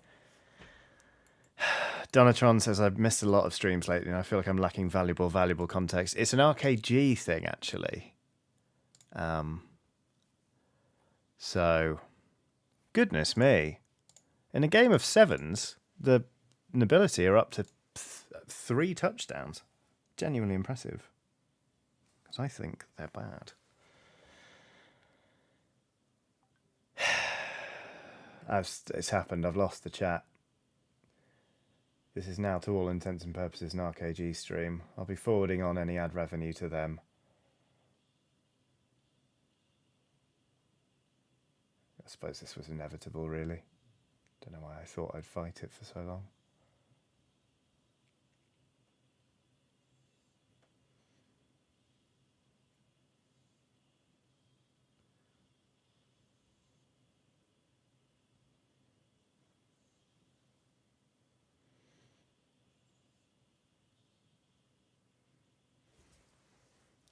There we go. It's not just an RKG thing. Oh, it's a regular features thing. Oh, and Will says we used it as a euphemism at school. There you go. Wow. We just called them no reason boners.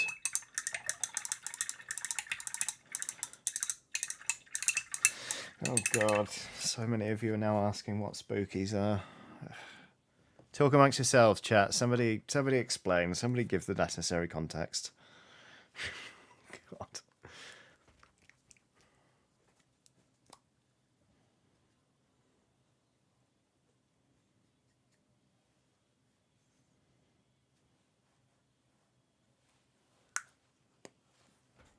The dog is properly spark out.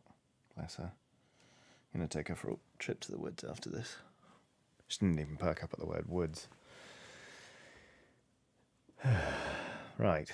Purple.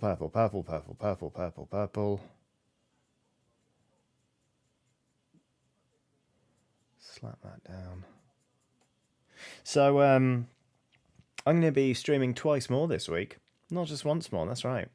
On Saturday, the Saturday just gone, I was meant to be doing a charity stream, but I postponed it because I'd simply been so busy that I hadn't promoted it at all, and it's for a really worthy charity. It's for Switchboard LGBT, raising money for LGBTQ plus. Well, basically, it's a charity that operates a support line. Really great charity, and I'm going to be streaming on Saturday to try and raise as much money as possible for said charity. So mark your calendars. Kicking off at noon UK time, and we're going to go for 8 hours, I think. So odds are you'll be able to catch some of it no matter where you live. But yeah, I'll be sharing a link very soon, and sort of trying to build up excitement to the stream itself, because I think it's going to be a lot of fun. Sort of need to nail down what games I'm going to be playing, really. Like, well, games. Some Dwarf Romantic at some point, I think. It's been a while since we've done that. And I don't know. We'll work it out. We'll nail it down. So.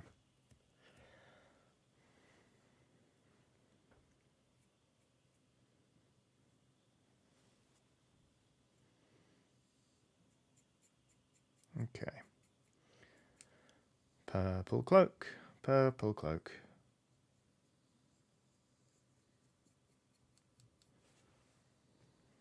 Nick Jeffrey says, Pac-Man! All in caps.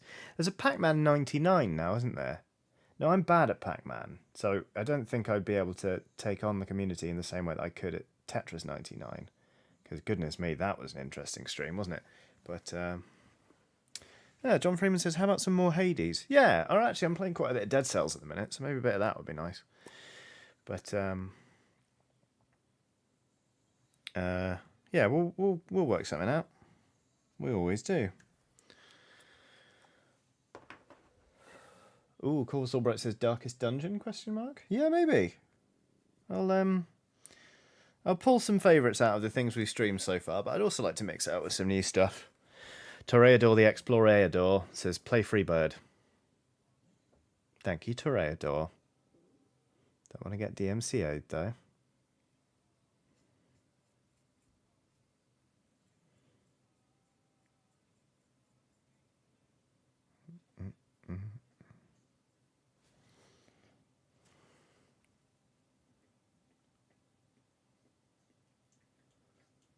Twist and whisper the wrong name, nor to my ear. In a company I need human need. Aliens, Colonial Marines, Snicker, says Nick Jeffrey. I'm never playing that shit again.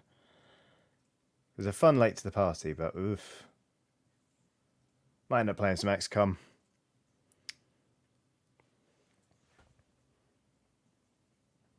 Maybe Chimera Squad.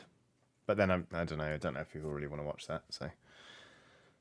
What?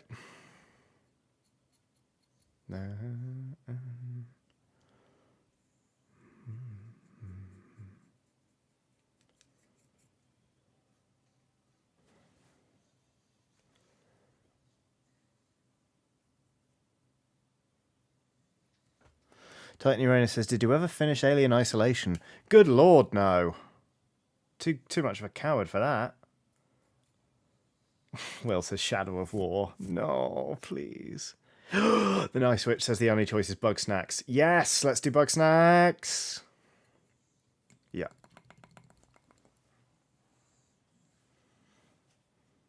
Yep. Do a couple of hours of Bug Snacks. Easy. Can't wait.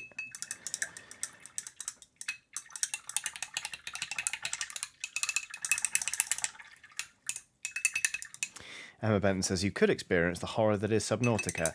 No thank you. Maybe for a Halloween stream. Maybe. Do Alien Isolation VR? Absolutely not. Genethical. QMD21 just says, Johnny Cake Legs! Okay. Right. Oh yeah. Layer out that skin a bit more. Short-term memory. The Cookie Crisp says, movie watch?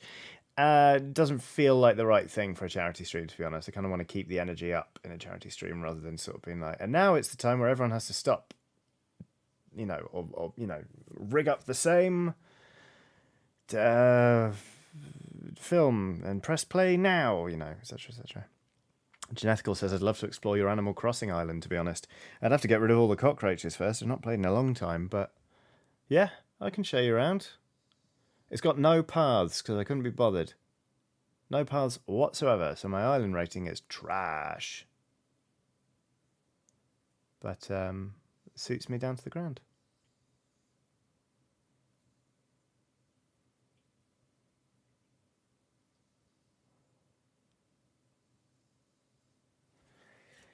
Okay, let's get in there. It's quite an easy one to paint, actually, this.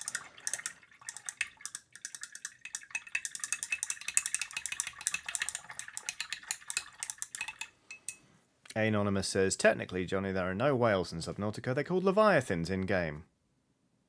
Oh, that makes it all better.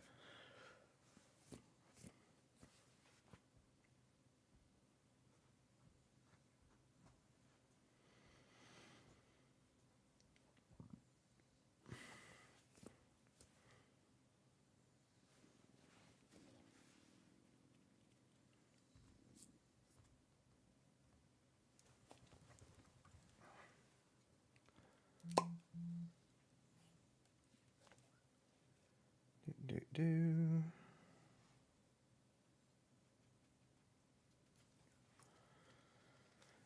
Okay. Paint your hat.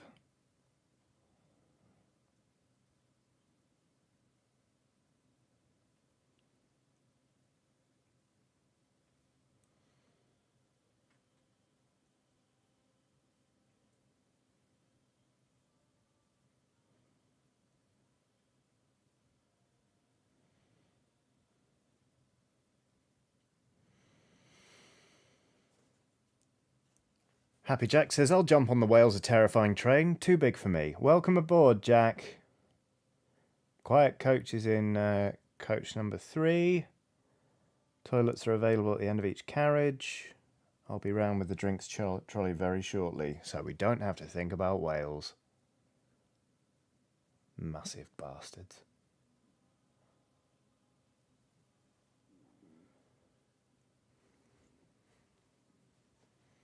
Did you see that? This isn't a joke. It sounded like I was setting up for a joke. Pandas have had their conservation status upgraded to vulnerable. They're no longer endangered, which is pretty impressive, to be honest. Because those little guys do not want to fuck.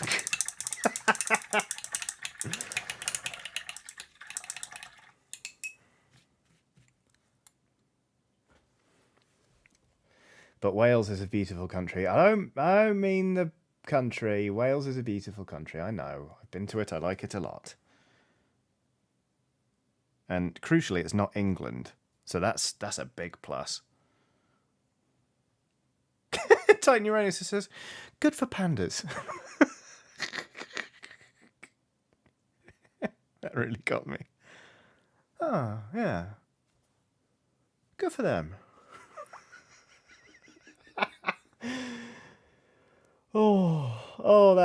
That's done me in, that one. That was very good. Big fan.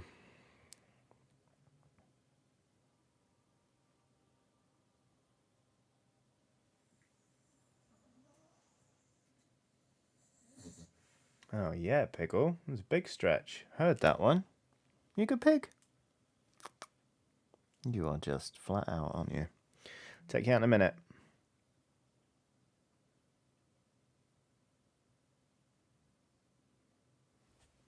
Okay. There we go. Sort of looks very drab right now, but a shade should fix that.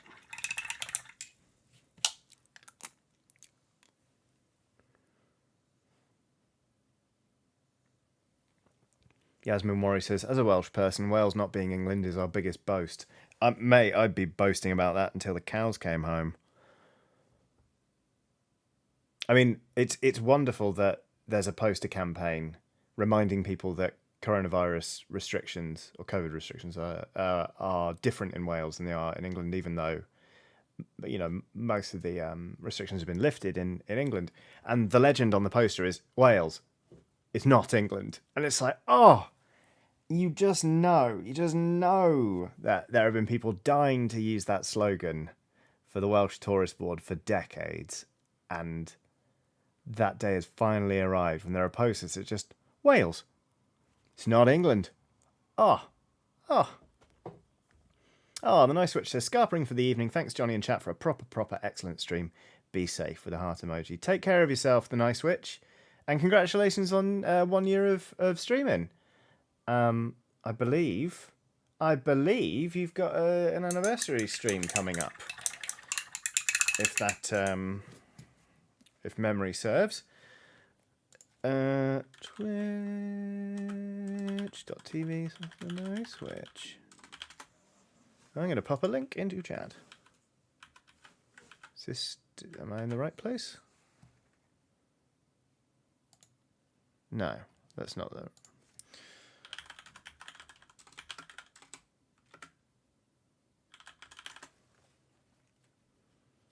Why is this so hard to find? I'll find it yet.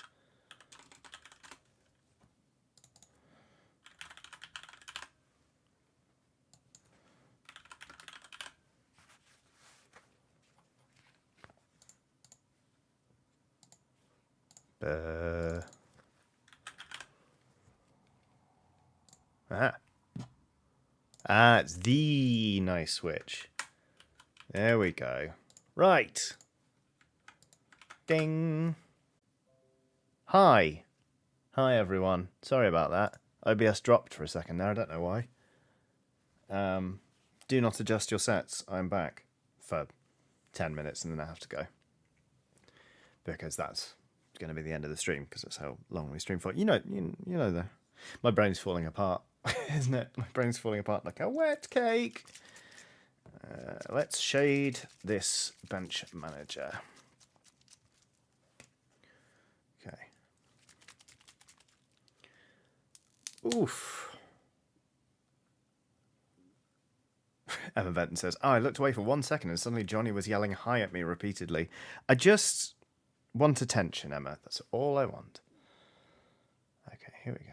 Shade, shade, shade.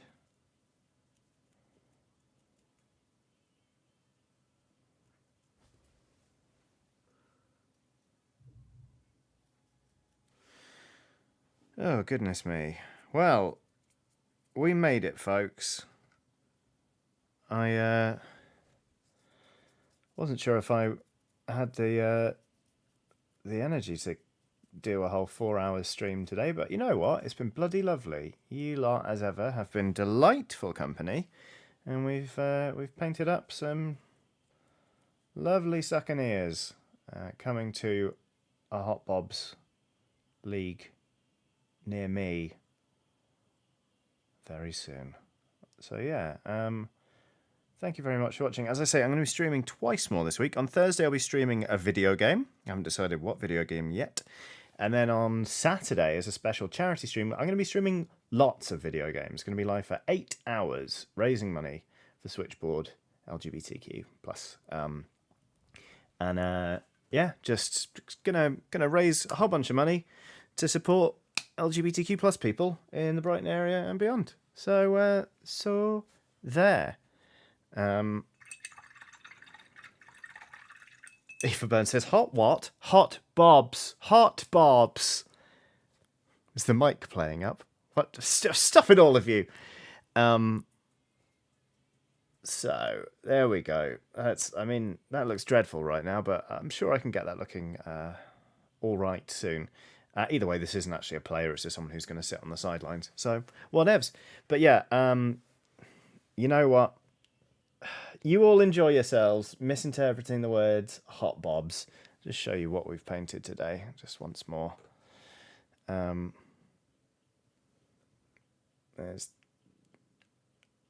that guy. And then finally, there's this lady who is cool and has an undercut. So yeah, thank you all so much. Leave a like on your way out if you'd be so kind, because it helps with the algorithm and boosts it, and we can find yet more lovely skeleton pals to torture with horrible, terrible puns. So yeah, I really appreciate you all tuning in as ever. It really does mean a lot, and I love that I get to do this for my job. So I will. Oh, Ellie Mum has dropped a super chat saying, "Greetings, sweet mushroom. Hello. I'm so sorry. I'm just off because it's the end of the stream now." But yeah, patreon.com/Johnny Chiodini. If you aren't already aware, you can get access to some time exclusive things via the Patreon, including you can get 4 episodes ahead on the Horizon Zero Dawn Let's Play that's currently going out on the channel. So and all sorts of other things, including RPGs and cooking shows and stuff like that. So I will let you go now. Thank you all again. Not sobs, hot bobs. Take care of yourselves. I love you all dearly, and I will speak to you very, very soon. Goodbye.